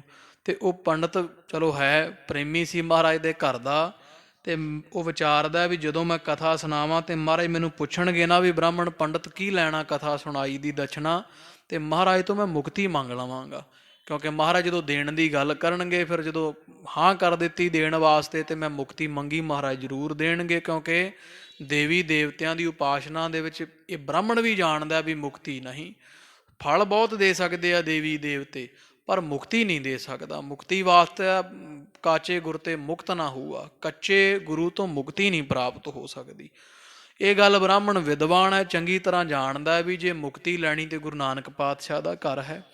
ਕਥਾ ਕਰਨ ਇੱਥੇ ਕਥਾ ਦੀ ਇੱਛਾ ਲੈ ਕੇ ਆਇਆ ਅੰਮ੍ਰਿਤਸਰ ਸਾਹਿਬ, ਤੇ ਵਿਚਾਰ ਕਰਦਾ ਮਨ ਵਿੱਚ ਵੀ ਮਹਾਰਾਜ ਨੂੰ ਕਥਾ ਸੁਣਾਵਾਂ। ਜਦੋਂ ਮਹਾਰਾਜ ਪੁੱਛਣਗੇ ਨਾ ਵੀ ਬ੍ਰਾਹਮਣ ਜੀ ਕਥਾ ਦੀ ਭੇਟਾ ਕੀ ਲੈਣੀ, ਤੇ ਮੈਂ ਆਖੂ ਮਹਾਰਾਜ ਮੁਕਤੀ ਦਿਓ ਜੇ ਕੁਝ ਦੇਣਾ ਤਾਂ। ਇਹ ਮਨ ਵਿੱਚ ਸੋਚਦਾ ਹੈ ਗਿਆਨ ਰੋ ਸਤ ਸੰਤੋਖ। ਤੇ ਮਹਾਰਾਜ ਮੇਰੇ ਤੇ ਦਇਆ ਕਰਨਗੇ, ਮੈਨੂੰ ਗਿਆਨ ਧਿਆਨ ਸਤ ਸੰਤੋਖ ਹੋਰ ਬੜੇ ਸ਼ੁਭ ਗੁਣ ਦੇਵੀ ਸੰਪਦਾ ਦੇਵਣਗੇ। ਦਿਜ ਮਨ ਕੀ ਸਗਰੀ ਗੁਰ ਜਾਨੀ। ਇਧਰ ਗੁਰੂ ਅਰਜਨ ਦੇਵ ਪਾਤਸ਼ਾਹ ਜੀ ਖਾਲਸਾ ਜੀ ਜਾਨੀ ਜਾਣ ਹਨ ਗਰੀਬ ਨਵਾਜ। ਬ੍ਰਾਹਮਣ ਦੇ ਮਨ ਦੀ ਸਾਰੀ ਹਾਲਤ ਇੱਛਾ ਮਹਾਰਾਜ ਨੇ ਜਾਣ ਬੁੱਝ ਲਈ ਹੈ। ਰਾਖਿਓ ਨਿਕਟ ਰਹਿਓ ਸੁਖ ਮਾਨੀ। ਤੇ ਮਹਾਰਾਜ ਨੇ ਆਪਦੇ ਇਹ ਇੱਛਾ ਲੈ ਕੇ ਆਇਆ ਸੀ ਬ੍ਰਾਹਮਣ ਵੀ ਮੈਂ ਕਥਾ ਸੁਣਾਵਾਂ ਕਰਾਂ ਮਹਾਰਾਜ ਨੂੰ। ਤੇ ਮਹਾਰਾਜ ਨੇ ਇਹਦੀ ਇੱਛਾ ਜਾਣ ਕੇ ਇਹਨੂੰ ਆਪਦੇ ਕੋਲ ਰੱਖ ਲਿਆ, ਬੜੇ ਸੁਖ ਮਾਣਦਾ ਹੈ। ਕੇਤਕ ਮਾਸ ਬਿਤੇ ਜਬ ਪਾਸਾ, ਤੇ ਮਹਾਰਾਜ ਕੋਲ ਰਹਿੰਦਿਆਂ ਬ੍ਰਾਹਮਣ ਨੂੰ ਕਈ ਕੁ ਮਹੀਨੇ ਜਦੋਂ ਲੰਘ ਗਏ, ਤਿਸੀ ਮਨੋਰਥ ਕੀ ਧੁਰ ਆਸਾ। ਧਰ ਕੇ ਆਸਾ ਨਾ ਉਸੇ ਮਨੋਰਥ ਦੀ ਮਨ ਵਿੱਚ ਵੀ ਕਿਤੇ ਮਹਾਰਾਜ ਆਪ ਕਹਿਣ ਵੀ ਮੇਥੋਂ ਵੀ ਸਾਨੂੰ ਕਥਾ ਸੁਣਾ, ਮਹਾਰਾਜ ਕਿਤੇ ਆਪ ਦਇਆ ਕਰਨ ਤੇ ਮੈਂ ਜ਼ਰੂਰ ਕਥਾ ਸੁਣਾਵਾਂ, ਇਹੋ ਜੀ ਇਹਦੇ ਮਨ ਵਿੱਚ ਇੱਛਾ ਫੁਰਨਾ ਹੈ। ਪੁਨ ਸ੍ਰੀ ਗੁਰ ਕਹੈ ਕਥਾ ਅਲਾਵਹੁ, ਤੋ ਗਰੀਬ ਨਵਾਜ ਮਹਾਰਾਜ ਕਹਿੰਦੇ ਇੱਕ ਦਿਨ ਸੱਦ ਕੇ ਨਾ ਕੋਲ, ਕਹਿੰਦੇ ਬ੍ਰਾਹਮਣ ਜੀ ਵੇਖਣ ਨੂੰ ਲੱਗਦਾ ਵੀ ਬੜੇ ਪੜ੍ਹੇ ਲਿਖੇ ਵਿਦਵਾਨ ਹੋ, ਬਾਕੀ ਕਾਂਸ਼ੀ ਦੇ ਰਹਿਣ ਵਾਲੇ ਹੋ, ਆਪ ਕਾਂਸ਼ੀ ਦੇ ਲੋਕ ਬੜੇ ਵਿਦਵਾਨ ਹੁੰਦੇ ਆ, ਬਾਕੀ ਤੁਸੀਂ ਬ੍ਰਾਹਮਣ ਹੋ, ਵੇਦਾਂ ਨੂੰ ਵਿਚਾਰਨ ਪੜ੍ਹਨ ਵਾਲੇ, ਤੇ ਤੁਸੀਂ ਸਾਨੂੰ ਕਥਾ ਸੁਣਾਇਆ ਕਰੋ।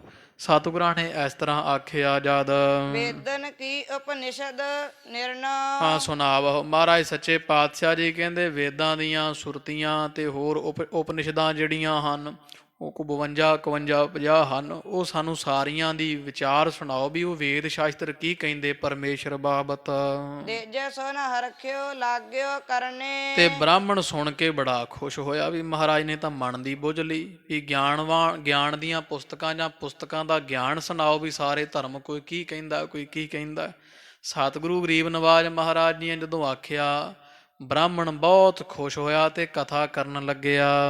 ਬ੍ਰਹਮ ਰੂਪ ਕੋ ਜਿਸਮਹਿ ਕਰਨੇ, ਤੇ ਉਹ ਕਥਾ ਕਰਨ ਲੱਗਿਆ ਜਿਹਦੇ ਵਿੱਚ ਬ੍ਰਹਮ ਪਰਮੇਸ਼ਰ ਜਾਂ ਬ੍ਰਹਮ ਦੇ ਰੂਪ ਦੇ ਨਿਰਣੇ ਕੀਤੇ ਹੋਏ ਸਨ ਵੀ ਬ੍ਰਹਮ ਇਸ ਤਰ੍ਹਾਂ ਹੈ, ਬ੍ਰਹਮ ਪਰਮੇਸ਼ਰ ਇਸ ਤਰ੍ਹਾਂ ਹੈ, ਸੰਸਾਰ ਨੂੰ ਇਸ ਤਰ੍ਹਾਂ ਚਲਾਉਂਦਾ ਹੈ ਜਾਂ ਸੰਸਾਰ ਬ੍ਰਹਮ ਦਾ ਰੂਪ ਹੈ। ਇਹੋ ਜਿਹੇ ਨਿਰਣੇ ਕਰ ਕਰਕੇ ਪ੍ਰਮਾਣਾ ਸਹਿ ਤੇ ਬ੍ਰਾਹਮਣ ਕਥਾ ਕਰਨ ਲੱਗਿਆ।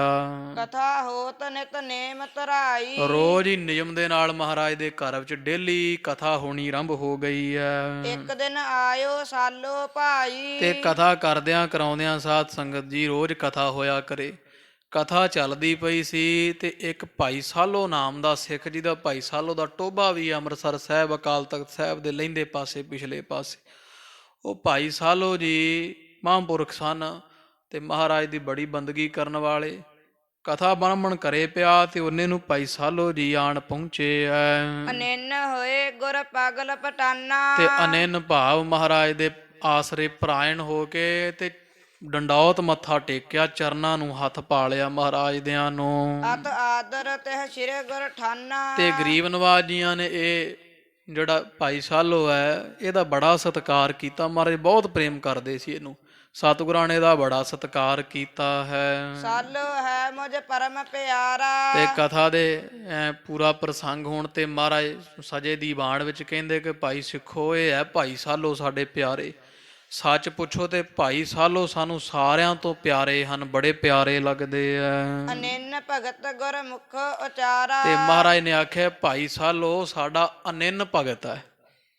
ਅਨਿੰਨ ਹੁੰਦਾ ਸਾਧ ਸੰਗਤ ਦੀ ਜਿਹੜਾ ਜਿਹਨੂੰ ਮੰਨਦਾ ਹੈ, ਜਿਹਦੇ ਚਰਨ ਅੱਗੇ ਮੱਥਾ ਟੇਕਦਾ ਹੈ, ਉਸੇ ਦਾ ਹੀ ਆ, ਹੋਰ ਕਿਸੇ ਦਾ ਆਸਰਾ ਨਾ ਰੱਖੇ। ਜਿਹੜਾ ਬਸ ਜਿਹੜੇ ਆਪਦੇ ਇਸ਼ਟ ਦੇ ਅੱਗੇ ਬੰਦਨਾ ਕਰਦਾ ਨਾ, ਜਿਵੇਂ ਆਪਾਂ ਗੁਰੂ ਗ੍ਰੰਥ ਸਾਹਿਬ ਮਹਾਰਾਜ ਨੂੰ ਮੱਥਾ ਟੇਕਦੇ ਆ, ਅਨਿੰਨ ਆਪਾਂ ਤਾਂ ਆ ਵੀ ਕਿਸੇ ਦੂਜੇ ਤੀਜੇ ਦੀ ਆ ਦੇਵੀ ਦੇਵਤੇ ਦੀ ਤਾਂ ਦੂਰ ਮੜੀ ਮਸਾਣੀ ਦੀ ਕਿਸੇ ਬੰਦੇ ਦੀ ਵੀ ਆਸ ਨਾ ਰੱਖੇ, ਉਹਨੂੰ ਕਹਿੰਦੇ ਅਨਿੰਨ ਸੇਵਕ। ਤੋ ਗਰੀਬ ਨਵਾਜ ਸੱਚੇ ਪਾਤਸ਼ਾਹ ਜੀ ਸਿੱਖਾਂ ਨੂੰ ਕਹਿੰਦੇ ਇਹ ਹੈ ਭਾਈ ਸਾਲੋ ਸਾਨੂੰ ਬੜੇ ਪਿਆਰੇ ਆ, ਇਹ ਸਾਡੇ ਅਨਿੰਨ ਭਗਤ ਹਨ। ਸੁਨ ਅਨੇਨ ਬਚ ਗੁਰ ਤੇ ਪੰਡਿਤ, ਇਹ ਪੰਡਤ ਨੇ ਸੁਣਿਆ ਵੀ ਮਹਾਰਾਜ ਸੱਚੇ ਪਾਤਸ਼ਾਹ ਜੀ ਇੱਕ ਸਿੱਖ ਆਏ ਹੋਏ ਨੂੰ ਲਿਬੜਿਆ ਜਿਹਾ ਹੈ, ਸੇਵਾ ਕਰਦਾ ਕਿਤੋਂ ਆਇਆ, ਤੇ ਇਹ ਕਰ ਜਾਂਦੇ ਆ ਨੇ ਈਰਖਾ ਬ੍ਰਾਹਮਣ ਹੋ ਜਾਂਦਾ, ਕਿਉਂਕਿ ਬਾਹਲੀ ਵਿੱਦਿਆ ਪੜ੍ਹ ਕੇ ਇਹ ਔਗਣ ਜੇ ਪੈਦਾ ਹੋ ਹੀ ਜਾਂਦੇ ਆ। ਤੇ ਮਨ ਵਿੱਚ ਵਿਚਾਰਦਾ ਵੀ ਮਹਾਰਾਜ ਇਹਨੂੰ ਅਨਿੰਨ ਸੇਵਕ ਦਾ ਖਿਤਾਬ ਦੇਈ ਜਾਂਦੇ ਆ। ਹਮ ਹੈ ਅਨਿੰਨਤਾ ਕਿਉ ਨਹ ਮੰਡਿਤ, ਵੀ ਇਹ ਤਾਂ ਇਹ ਜਿਹੜਾ ਖਿਤਾਬ ਹੈ ਅਨਿੰਨ ਸੇਵਕ ਦਾ, ਇਹ ਤਾਂ ਮੈਨੂੰ ਕਹਿਣਾ ਚਾਹੀਦਾ ਵੀ ਮਹਾਰਾਜ ਇਹ ਕਹਿਣ ਵੀ ਪੰਡਤ ਸਾਡਾ ਅਨਿੰਨ ਸੇਵਕ ਹੈ, ਮਹਾਰਾਜ ਇਸ ਸੇਵਾਦਾਰ ਲਿਬੜੇ ਜੇ ਸਿੱਖ ਨੂੰ ਅਨਿੰਨ ਸੇਵਕ ਬਣਾਈ ਜਾਂਦੇ ਆ। ਬ੍ਰਾਹਮਣ ਮਨ ਵਿੱਚ ਇਸ ਤਰ੍ਹਾਂ ਸੋਚਦਾ ਹੈ ਵੀ ਅਨਿੰਨ ਤਾਂ ਮੈਂ ਆ, ਮੈਨੂੰ ਮਹਾਰਾਜ ਜੀ ਅਨਿੰਨ ਸੇਵਕ ਆਖਣ, ਇਹ ਸ਼ਿੰਗਾਰ ਜਾਂ ਇਹ ਭੂਸ਼ਿਤ ਮੈਨੂੰ ਕਰਨ ਇਸ ਖਿਤਾਬ ਦੇ ਨਾਲ। ਵੇਦ ਸਿਧਾਂਤ ਕਥਾ ਜੋ ਸੁਣਾਵੈ, ਕਿਉਂਕਿ ਮੈਂ ਮਹਾਰਾਜ ਨੂੰ ਰੋਜ਼ ਕਥਾ ਸੁਣਾਉਣਾ, ਵੇਦਾਂ ਦੇ ਸਿਧਾਂਤ ਜਾਂ ਗਿਆਨ ਦੇ ਸਿਧਾਂਤ ਸੁਣਾਉਂਦਾ ਹਾਂ। ਹਮਕੋ ਨਹਿ ਅਨੇਨ ਮੁਖ ਗਾਵੈ। ਤੇ ਮੈਨੂੰ ਇੰਨਾ ਚਿਰ ਹੋ ਗਿਆ ਕਥਾ ਕਰਦੇ ਨੂੰ, ਮੈਨੂੰ ਕਦੇ ਨਹੀਂ ਮਹਾਰਾਜ ਨੇ ਅਨਿੰਨ ਆਖਿਆ ਵੀ ਇਹ ਪੰਡਤ ਸਾਡਾ ਅਨਿੰਨ ਸੇਵਕ ਹੈ। ਵੀ ਸਿੱਖ ਤਾਂ ਮੈਂ ਵੀ ਆ ਮਹਾਰਾਜ ਦਾ, ਇਹ ਭਾਈ ਸਾਲੋ ਨੂੰ ਅਨਿੰਨ ਸੇਵਕ ਕਹਿੰਦੇ ਆ, ਮੈਨੂੰ ਨਾ ਇਹਨਾਂ ਨੇ ਅਨਿੰਨ ਸੇਵਕ ਆਖਿਆ। ਇੰਨੇ ਸਮੇਂ ਦੀ ਕਥਾ ਕਰਦਾ ਮੈਂ, ਦਿਮਾਗ ਖਪਾਉਂਦਾ ਹਾਂ। ਪੰਡਿਤ ਮਨ ਮਹਿ ਐਸ ਵਿਚਾਰੀ। ਇਧਰ ਪੰਡਤ ਮਨ ਵਿੱਚ ਇਹੋ ਜਿਹੀ ਵਿਚਾਰ ਕਰਦਾ ਹੈ ਕਿਮ ਪਰਤਾਵਾ ਲਿਹੁ ਮਨ ਧਾਰੀ। ਤੇ ਮਨ ਚ ਇਹਨੇ ਧਾਰ ਲਿਆ ਵੀ ਕਿਵੇਂ ਪਰਤਾਵਾ ਲਿਆ ਜਾਵੇ ਵੀ ਭਾਈ ਸਾਲੋ ਦਾ, ਵੀ ਇਹ ਕਿਹੜੇ ਹਿਸਾਬ ਨਾਲ ਅਨਿੰਨ ਸੇਵਕ ਹੋ ਗਿਆ ਮਹਾਰਾਜ ਦਾ। ਮੈਂ ਰੋਜ਼ ਕਥਾ ਕਰਦਾ ਵੀ ਕਿਵੇਂ ਪਰਤਾਵਾ ਲਿਆ ਜਾਵੇ ਵੀ ਭਾਈ ਸਾਲੋ ਅਨਿੰਨ ਸੇਵਕ ਆ ਕਿ ਮੈਂ ਮਹਾਰਾਜ ਦਾ ਵੱਡਾ ਸੇਵਕ ਅਨਿੰਨ ਹਾਂ। ਪੰਡਿਤ ਮਨ ਕੀ ਸ੍ਰੀ ਗੁਰ ਜਾਣੈ। ਤੇ ਗਰੀਬ ਨਵਾਜ ਮਹਾਰਾਜ ਨੇ, ਸਤਿਗੁਰੂ ਨੂੰ ਸਾਰਾ ਕੁਝ ਗਰੀਬ ਨਵਾਜ ਜਾਣਦੇ ਆ। ਪੰਡਤ ਦੇ ਮਨ ਦੀ ਇਹ ਵੀ ਗੱਲ ਸਤਿਗੁਰਾਂ ਨੇ ਬੁੱਝ ਲਈ ਵੀ ਇਹ ਤਾਂ ਅਨਿੰਨ ਸੇਵਕ ਬਣਨ ਨੂੰ ਫਿਰਦਾ ਗੱਲੀ ਬਾਤੀ। ਸੁਨਨ ਕਥਾ ਨਿਤ ਉਦਮ ਠਾਨੈ। ਤੇ ਮਹਾਰਾਜ ਰੋਜ਼ ਆਉਂਦੇ ਸੀ ਇਹਦੀ ਕਥਾ ਸੁਣਨ ਵਾਸਤੇ, ਬੜਾ ਉਦਮ ਠਾਣ ਕੇ ਮਨ ਵਿੱਚ। ਤੁਤੀ ਸਮੀਪ ਅਖਿਲ ਸੁਨਾਈ। ਜਿੰਨੀ ਕਥਾ ਇਹਦੇ ਕੋਲ ਸੀ ਨਾ, ਜਿੰਨੀ ਕੁ ਪੜ੍ਹਿਆ ਸੀ, ਜਾਂ ਕਿਉਂਕਿ ਗ੍ਰੰਥਾਂ ਤੋਂ ਹੀ ਕਥਾ ਕਰਦੇ ਸੀ, ਆ ਹੁਣ ਹੀ ਆਪਦੀ ਮੱਤ ਘੋਟਣ ਲੱਗੇ ਆ ਪਾਸੇ ਬਹਿ ਕੇ। ਪਹਿਲਾਂ ਮਰਿਆਦਾ ਸੀ, ਹੁਣ ਵੀ ਵਿਦਿਆਲਿਆਂ ਵਿੱਚ ਤਕਰੀਬਨ ਕੋਈ ਬਹੁਤਾ ਚਲੋ ਕਾਰਨ ਬਣ ਜਾਵੇ ਉਹ ਪਾਸੇ ਬਹਿ ਕੇ ਕਥਾ ਕਰ ਦਿੰਦੇ ਆ। ਪਰ ਅਸਲ ਵਿੱਚ ਅੱਗੇ ਕਥਾ ਤਾਂ ਸਾਧ ਸੰਗਤ ਦੀ ਵਾਸਤਵ ਵਿੱਚ ਇਹ ਹੁੰਦੀ ਵੀ ਗੁਰਬਾਣੀ ਦੀ ਕਥਾ ਹੀ ਹੋਵੇ। ਜਦੋਂ ਸਿੱਧੀ ਕਥਾ ਕਰਾਂਗੇ ਉਹ ਸੁਤੇ ਸਿੱਧੀ ਗੁਰਬਾਣੀ ਦਾ ਆਸਰਾ ਛੱਡ ਕੇ ਕੋਈ ਇੱਕ ਅੱਧੀ ਮਨ ਦੀ ਗੱਲ ਕਹੀ ਜਾਂਦੀ ਹੈ। ਵੀ ਪੁਰਾਣੇ ਸਿੱਖਾਂ ਦਾ ਵਿਚਾਰ ਹੁੰਦਾ ਸੀ ਵੀ ਅਸੀਂ ਆਪਦੇ ਮਨ ਦੀ ਕਿਉਂ ਸੁਣਾਈਏ, ਚਾਹੇ ਆਪਦਾ ਅਨੁਭਵ ਬੜਾ ਹੋਵੇ। ਵੀ ਆਪਦਾ ਅਨੁਭਵ ਕਾਹਨੂੰ ਕਿਸੇ ਨੂੰ ਸੁਣਾਉਣਾ, ਵੀ ਆਪਾਂ ਮਹਾਰਾਜ ਦੀ ਮੱਤ ਵੰਡੀਏ ਨਾ ਚਾਰੇ ਪਾਸੇ। ਇਸ ਲਈ ਗੁਰਬਾਣੀ ਦੀ ਕਥਾ ਜ਼ਿਆਦਾ ਹੁੰਦੀ ਸੀ। ਜਾਂ ਕਿਸੇ ਹੁਣ ਆਹ ਗ੍ਰੰਥ ਹੈ, ਇਹਦੇ ਵਿੱਚ ਸਾਧ ਸੰਗਤ ਜੋ ਕਵੀ ਸੰਤੋਖ ਸਿੰਘ ਸਾਹਿਬ ਜੀ ਨੇ ਲਿਖਿਆ ਉਹ ਆਪਾਂ ਸਾਰੇ ਪੜ੍ਹ ਸੁਣ ਰਹੇ ਹਾਂ। ਜਿਵੇਂ ਉਹਨਾਂ ਦੀ ਮੱਤ ਸੀ ਉਹ ਪ੍ਰਚਾਰ ਅੱਗੇ ਹੋ ਰਿਹਾ ਮਹਾਰਾਜ ਦੇ ਦਰ ਘਰ ਦਾ ਰਹੋ ਵਿਚਾਰ। ਇਹਦੇ ਕੋਲ ਪੋਥੀਆਂ ਸਨ ਜਿਹੜੀਆਂ, ਉਹ ਪੋਥੀਆਂ ਤੋਂ ਜਿੰਨੀ ਕੁ ਕਥਾ ਪੋਥੀਆਂ ਦੀ ਹੋਈ, ਗ੍ਰੰਥ ਸਾਰੇ ਸਨ, ਉਹ ਸਾਰਿਆਂ ਗ੍ਰੰਥਾਂ ਦੀ ਕਈ ਮਹੀਨਿਆਂ ਵਿੱਚ, ਸਾਲਾਂ ਵਿੱਚ ਮਹਾਰਾਜ ਨੂੰ ਕਥਾ ਸੁਣਾ ਦਿੱਤੀ।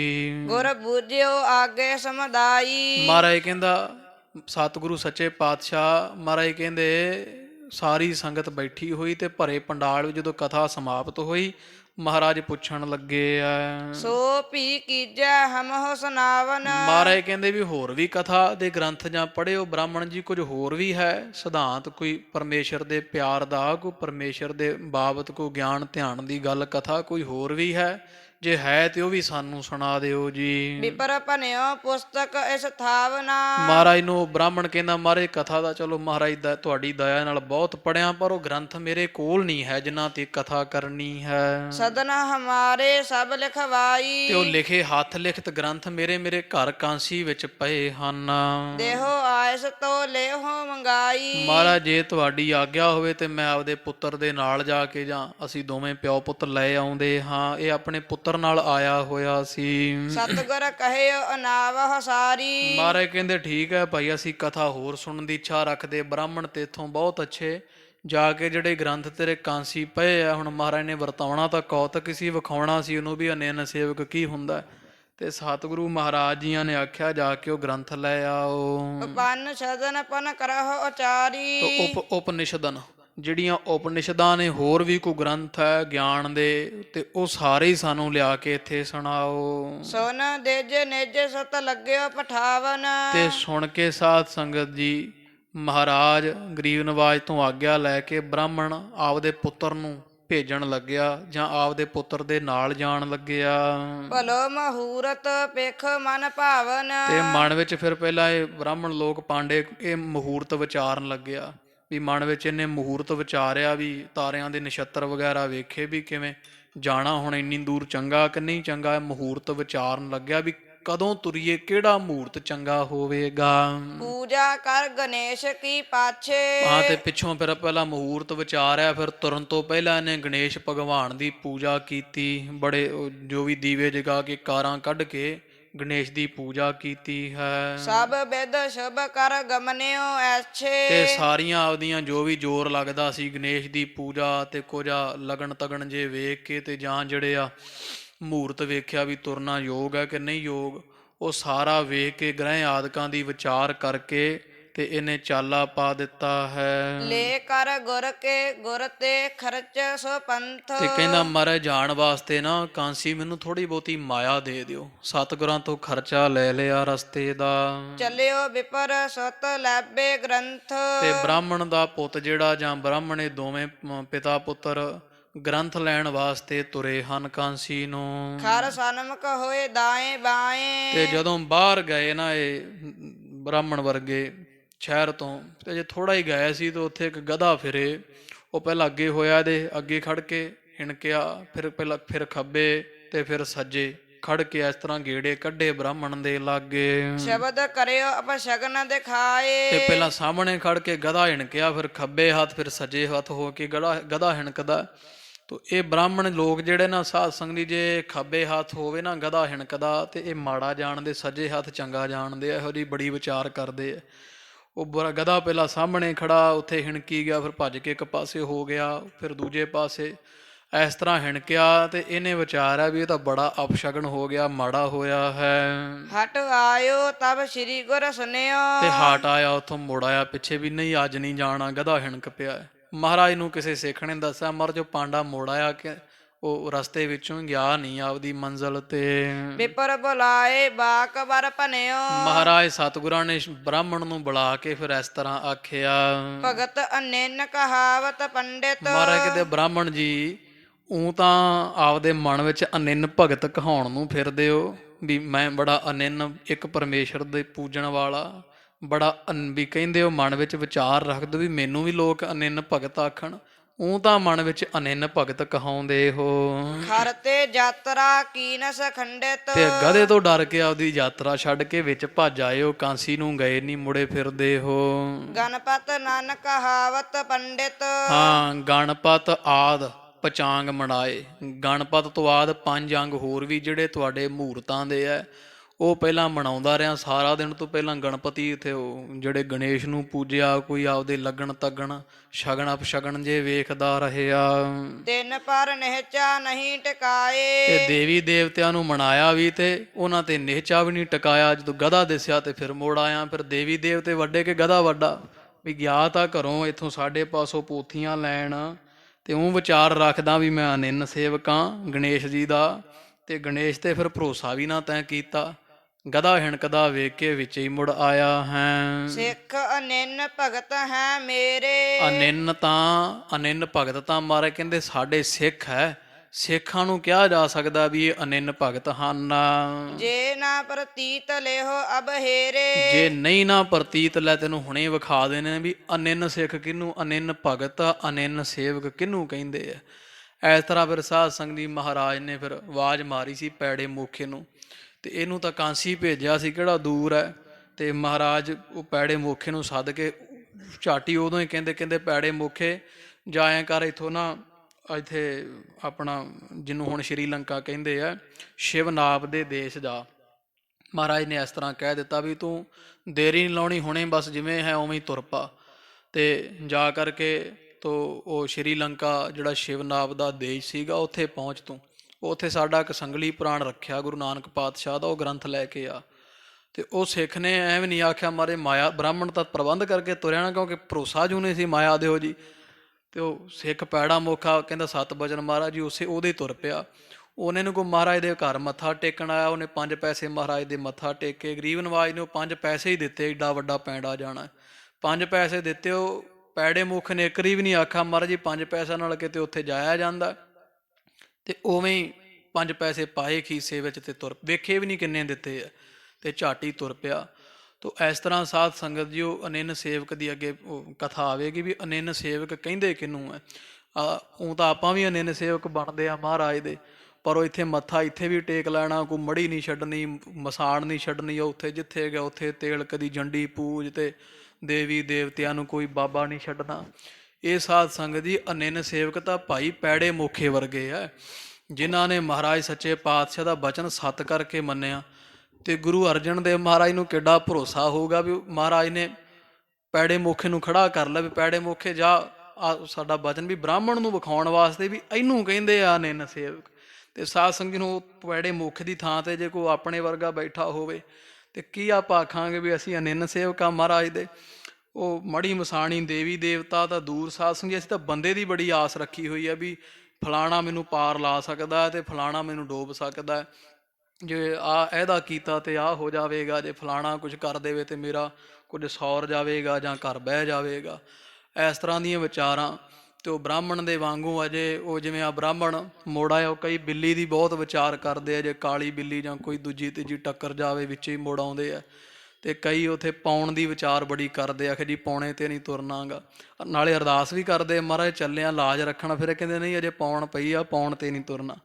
ਇਹੋ ਜਿਹੇ ਵਿਚਾਰ ਵੀ ਨਾਲੇ ਤਾਂ ਸਤਿਗੁਰਾਂ ਦਾ ਆਸਰਾ ਤੱਕਦੇ ਆ, ਹੋਰ ਤਾਂ ਹੋਰ ਇੱਥੇ ਕਈ ਕਹਿੰਦੇ ਜੀ ਅਖੰਡ ਪਾਠ ਸਾਹਿਬ ਰਖਵਾਉਣਾ, ਇੱਥੇ ਲਿਖਵਾਉਣ ਆਉਂਦੇ, ਕਹਿੰਦੇ ਜੀ ਵੇਖੋ ਜੀ ਕਿਤੇ ਆ ਕੀ ਗੰਡ ਮੂਲ ਤਾਂ ਨਹੀਂ ਅਖੇ ਵਿੱਚ, ਤੇ ਚੰਗਾ ਇਹ ਦੇਣ ਅਖੇ, ਤੇ ਜਾਂ ਕਹਿਣਗੇ ਅਸੀਂ ਸ਼ਰਾਧਾ 'ਚ ਨਹੀਂ ਰਖਾਉਣਾ ਆਖੇ ਅਖੰਡ ਪਾਠ ਸਾਹਿਬ। ਵੀ ਗੁਰੂ ਗ੍ਰੰਥ ਸਾਹਿਬ ਮਹਾਰਾਜ ਤੋਂ ਸ਼ਰਾਧ ਵੱਡੇ ਇਹਨਾਂ ਨੂੰ ਐਂ ਫਿਕਰ ਪਿਆ ਹੈ ਵੀ ਕਿਤੇ ਗੁਰੂ ਗ੍ਰੰਥ ਸਾਹਿਬ ਮਹਾਰਾਜ ਦਾ ਤਾਂ ਕੋਈ ਨਹੀਂ, ਵੀ ਕਿਤੇ ਸ਼ਰਾਧ ਨਾ ਸਾਡਾ ਕੁਝ ਵਿਗਾੜ ਦੇਣ, ਵੀ ਕਿਤੇ ਕੋਈ ਦੇਵੀ ਦੇਵਤਾ ਜਾਂ ਸਾਡਾ ਕੋਈ ਵੱਡਾ ਬਜ਼ੁਰਗ ਨਾ ਗੁੱਸੇ ਹੋ ਜਾਵੇ। ਗੁਰੂ ਗ੍ਰੰਥ ਸਾਹਿਬ ਮਹਾਰਾਜ ਦੀ ਬਾਣੀ ਤੇ ਇੰਨਾ ਵੀ ਭਰੋਸਾ ਨਹੀਂ ਵੀ ਮਹਾਰਾਜ ਦੇ ਚਰਨ ਪੈਣੇ ਆ, ਵੀ ਮਹਾਰਾਜ ਦੇ ਜਿੱਥੇ ਚਰਨ ਪੈਂਦੇ ਉਹ ਸਮਾਂ ਕਿਵੇਂ ਮਾੜਾ ਹੋ ਸਕਦਾ ਹੈ। ਜਿੱਥੇ ਸੱਚੇ ਪਾਤਸ਼ਾਹ ਮਹਾਰਾਜ ਚਰਨ ਧਰਨ ਥਾਂ, ਤੇ ਉਹ ਸਮਾਂ ਕਿਵੇਂ ਮਾੜਾ ਹੋ ਸਕਦਾ ਹੈ। ਸਾਹਾ ਗਣੇ ਨਾ ਕਰੈ ਵਿਚਾਰ, ਸਾਹੇ ਉੱਪਰ ਏਕੰਕਾਰ। ਅਨਿੰਨ ਸੇਵਕ ਉਹ ਹੈ ਜਿਹੜਾ ਸਾਹਾ ਨਾ ਗਿਣੇ ਵੀ ਆ ਚੰਗਾ ਹੈ ਆ ਜੀ ਮਾੜਾ ਹੈ। ਤੋ ਇਸ ਤਰ੍ਹਾਂ ਸਾਧ ਸੰਗਤ ਜੀ ਫਿਰ ਸਾਰਿਆਂ ਤੋਂ ਉੱਪਰ ਏਕੰਕਾਰ ਕਹੀ, ਉਹ ਪਰਮੇਸ਼ਰ ਜਿਹੜਾ ਹੈ ਅਕਾਲ ਪੁਰਖ, ਉਹਨੂੰ ਮੰਨੇ। ਉਹ ਸੱਚੇ ਪਾਤਸ਼ਾਹ ਮਹਾਰਾਜ ਦਾ ਪੂਰਨ ਤੇ ਸੱਚਾ ਸੁੱਚਾ ਸਿੱਖ ਹੈ। ਉਹ ਕਹਾ ਸਕਦਾ ਵੀ ਅਸੀਂ ਮਹਾਰਾਜ ਸੱਚੇ ਪਾਤਸ਼ਾਹ ਦੇ ਦਰ ਕਰਦੇ ਅਨਿੰਨ ਸੇਵਕ ਹਾਂ। ਜਿਹੜਾ ਇੱਕ ਨੂੰ ਛੱਡ ਕੇ ਪਾਏ ਗਹੇ ਜਬ ਤੇ ਤੁਮਰੇ, ਤਬ ਤੇ ਕੋ ਆਂਖ ਤਰੇ ਨਹੀਂ ਆਨਿਓ। ਰਾਮ ਰਹੀਮ ਪੁਰਾਨ ਕੁਰਾਨ ਅਨੇਕ ਕਹੈ, ਮਤ ਏਕ ਨਾ ਮਾਨਿਓ। ਸਿਮ੍ਰਿਤ ਸ਼ਾਸਤਰ ਵੇਦ ਸਭੈ, ਬਹੁ ਭੇਦ ਕਹੈ ਹਮ ਏਕ ਨਾ ਜਾਣਿਓ। ਸ੍ਰੀ ਅਸਪਾਨ ਕਿਰਪਾ ਤੁਮਰੀ ਕਰ, ਮੈਂ ਨਾ ਕਹਿਓ ਸਭ ਤੋਹਿ ਬਖਾਨਿਓ। ਦੋਹਰਾ ਸਗਲ ਦੁਆਰ ਕਉ ਛਾੜ ਕੈ, ਗਹਿਓ ਤੁਹਾਰੋ ਦੁਆਰ। ਬਾਹੇ ਗਹੇ ਕੀ ਲਾਜ ਅਸ, ਗੋਬਿੰਦ ਦਾਸ ਤੁਹਾਰ। ਇਹ ਸਾਧ ਸੰਗਤ ਗੁਰੂ ਕਲਗੀਧਰ ਪਾਤਸ਼ਾਹ ਮਹਾਰਾਜ ਨੇ 10ਮ ਗ੍ਰੰਥ ਅੰਦਰ ਇਹ ਅਨਿੰਨ ਸੇਵਕ ਦੇ ਲੱਛਣ ਦੱਸੇ ਹੈ। ਪਾਏ ਗਹੇ ਜਬ ਤੇ ਤੁਮਰੇ, ਮਹਾਰਾਜ ਜਦੋਂ ਦੇ ਤੁਹਾਡੇ ਪਾਏ ਨਾਮ ਚਰਨਾਂ ਦਾ, ਗਹੇ ਨਾਮ ਫੜਿਆਂ ਦਾ। ਮਹਾਰਾਜ ਜਦੋਂ ਦੇ ਤੁਹਾਡੇ ਚਰਨ ਪਕੜੇ, ਮਹਾਰਾਜ ਚਰਨਾਂ ਦਾ ਆਸਰਾ ਤੱਕਿਆ ਹੈ। ਤਬ ਤੇ ਕਉ ਆਂਖ ਤਰੇ ਨਹੀਂ ਆਨਿਓ, ਉਦੋਂ ਦੇ ਮਹਾਰਾਜ ਕਿਸੇ ਹੋਰ ਨੂੰ ਮੰਨਣਾ ਤਾਂ ਦੂਰ, ਅਸੀਂ ਕਦੇ ਅੱਖ ਥੱਲੇ ਵੀ ਨਹੀਂ ਲਿਆਂਦਾ ਵੀ ਕੌਣ ਕੀ ਕਰਦਾ ਪਿਆ। ਹੋਊਗੀ ਸ਼ਕਤੀ ਕਿਸੇ ਦੇਵੀ ਦੇਵਤੇ ਕੋਲ, ਹੋਊਗੀ ਸ਼ਕਤੀ ਕਿਸੇ ਸਾਧ ਕੋਲ ਤਵੀਤ ਦੇਣ ਵਾਲੇ ਕੋਲੇ, ਹੋਊਗੀ ਸ਼ਕਤੀ ਕਿਸੇ ਪੀਰ ਫਕੀਰ ਮੜੀ ਕੋਲੇ, ਪਰ ਮਹਾਰਾਜ ਸੱਚੇ ਪਾਤਸ਼ਾਹ ਜੀ ਪਾਏ ਗਏ ਜਬ ਤੇ ਤੁਮਰੇ, ਤਬ ਤੇ ਕੂ ਆਂਖ ਤਰੇ ਨਹੀਂ ਆਨਿਓ। ਮੰਨਣਾ ਤਾਂ ਦੂਰ ਦੀ ਗੱਲ, ਮਹਾਰਾਜ ਇਸ ਤਾਂ ਕਦੀ ਵੇਖਿਆ ਵੀ ਨਹੀਂ ਉਹਦੇ ਵੱਲ, ਮੰਨਣਾ ਤਾਂ ਬਹੁਤ ਦੂਰ ਦੀ ਗੱਲ। ਤੋ ਇਸ ਤਰ੍ਹਾਂ ਸਾਧ ਸੰਗਤ ਜੀ ਅਨਿੰਨ ਸੇਵਕ ਦੇ ਲੱਛਣ ਨਿਸ਼ਾਨੀਆਂ ਹਨ ਭਾਈ ਪੈੜਾ ਮੋਖਾ ਜੀ ਵਰਗੇ। ਫਿਰ ਵੇਖੋ ਗੁਰੂ ਜੇ ਉਹ ਅਨਿੰਨ ਸੇਵਕ ਹੈ ਭਾਈ ਪੈੜਾ ਮੋਖਾ ਜੀ, ਤੇ ਗਰੀਬ ਨਵਾਜ ਨੂੰ ਫਿਰ ਮਾਣ ਵੇਖੋ ਖਾਲਸਾ ਜੀ ਮਹਾਰਾਜ ਨੇ ਸਾਰੀ ਸਭਾ 'ਚ ਆਖਿਆ ਉਹ ਪੈੜੇ ਮੁਖੇ ਉੱਠ ਪਾਈ, ਲੈ ਬ੍ਰਾਹਮਣ ਤੈਨੂੰ ਹੁਣ ਵਿਖਾਉਣੇ ਅਨਿੰਨ ਸੇਵਕ ਕੀ ਹੁੰਦਾ। ਮਹਾਰਾਜ ਨੂੰ ਕਿੱਡਾ ਖਾਲਸਾ ਜੀ ਮਾਣ ਹੋਵੇਗਾ ਆਪਦੇ ਸਿੱਖ ਤੇ। ਜੇ ਸਿੱਖ ਅਨਿੰਨ ਹੈ ਤਾਂ ਖਾਲਸਾ ਜੀ ਅਨਿੰਨ ਸੇਵਕ ਤੇ ਗੁਰੂ ਪਰਮੇਸ਼ਰ ਧੰਨ ਗੁਰੂ ਨਾਨਕ ਪਾਤਸ਼ਾਹ ਨੂੰ, ਗੁਰੂ ਅਰਜਨ ਦੇਵ ਪਾਤਸ਼ਾਹ ਨੂੰ ਫਿਰ ਮਾਣ ਵੀ ਬਹੁਤ ਹੁੰਦਾ ਹੈ। ਤੋ ਗਰੀਬ ਨਵਾਜ ਸਾਨੂੰ ਵੀ ਇਹੋ ਜਿਹੀ ਸਮੱਤ ਬਖਸ਼ਿਸ਼ ਕਰਨ। ਇੱਥੇ ਸਮਾਪਤੀ। ਅਗਲੀ ਕਥਾ ਖਾਲਸਾ ਜੀ ਪ੍ਰਸੰਗ ਦੀ ਕੱਲ੍ਹ ਦੇ ਦੀਵਾਨ ਵਿੱਚ। ਹੋਈਆਂ ਭੁੱਲਾਂ ਦੀ ਖਿਮਾ, ਇਹ ਲੋਕ ਸੁਖੀਏ ਪਰਲੋਕ ਸੁਹੇਲੇ। ਨਾਨਕ ਹਰ ਪ੍ਰਭ ਆਪੇ ਮੇਲੇ। ਸਿੱਖ ਅਨਿੰਨ ਭਗਤ ਹੈ ਮੇਰੇ, ਜੇ ਨਾ ਪ੍ਰਤੀਤ ਲਿਹੋ ਅਬਹੇਰੇ। ਵਾਹਿਗੁਰੂ ਜੀ ਕਾ ਖਾਲਸਾ, ਵਾਹਿਗੁਰੂ ਜੀ ਕੀ ਫਤਿਹ।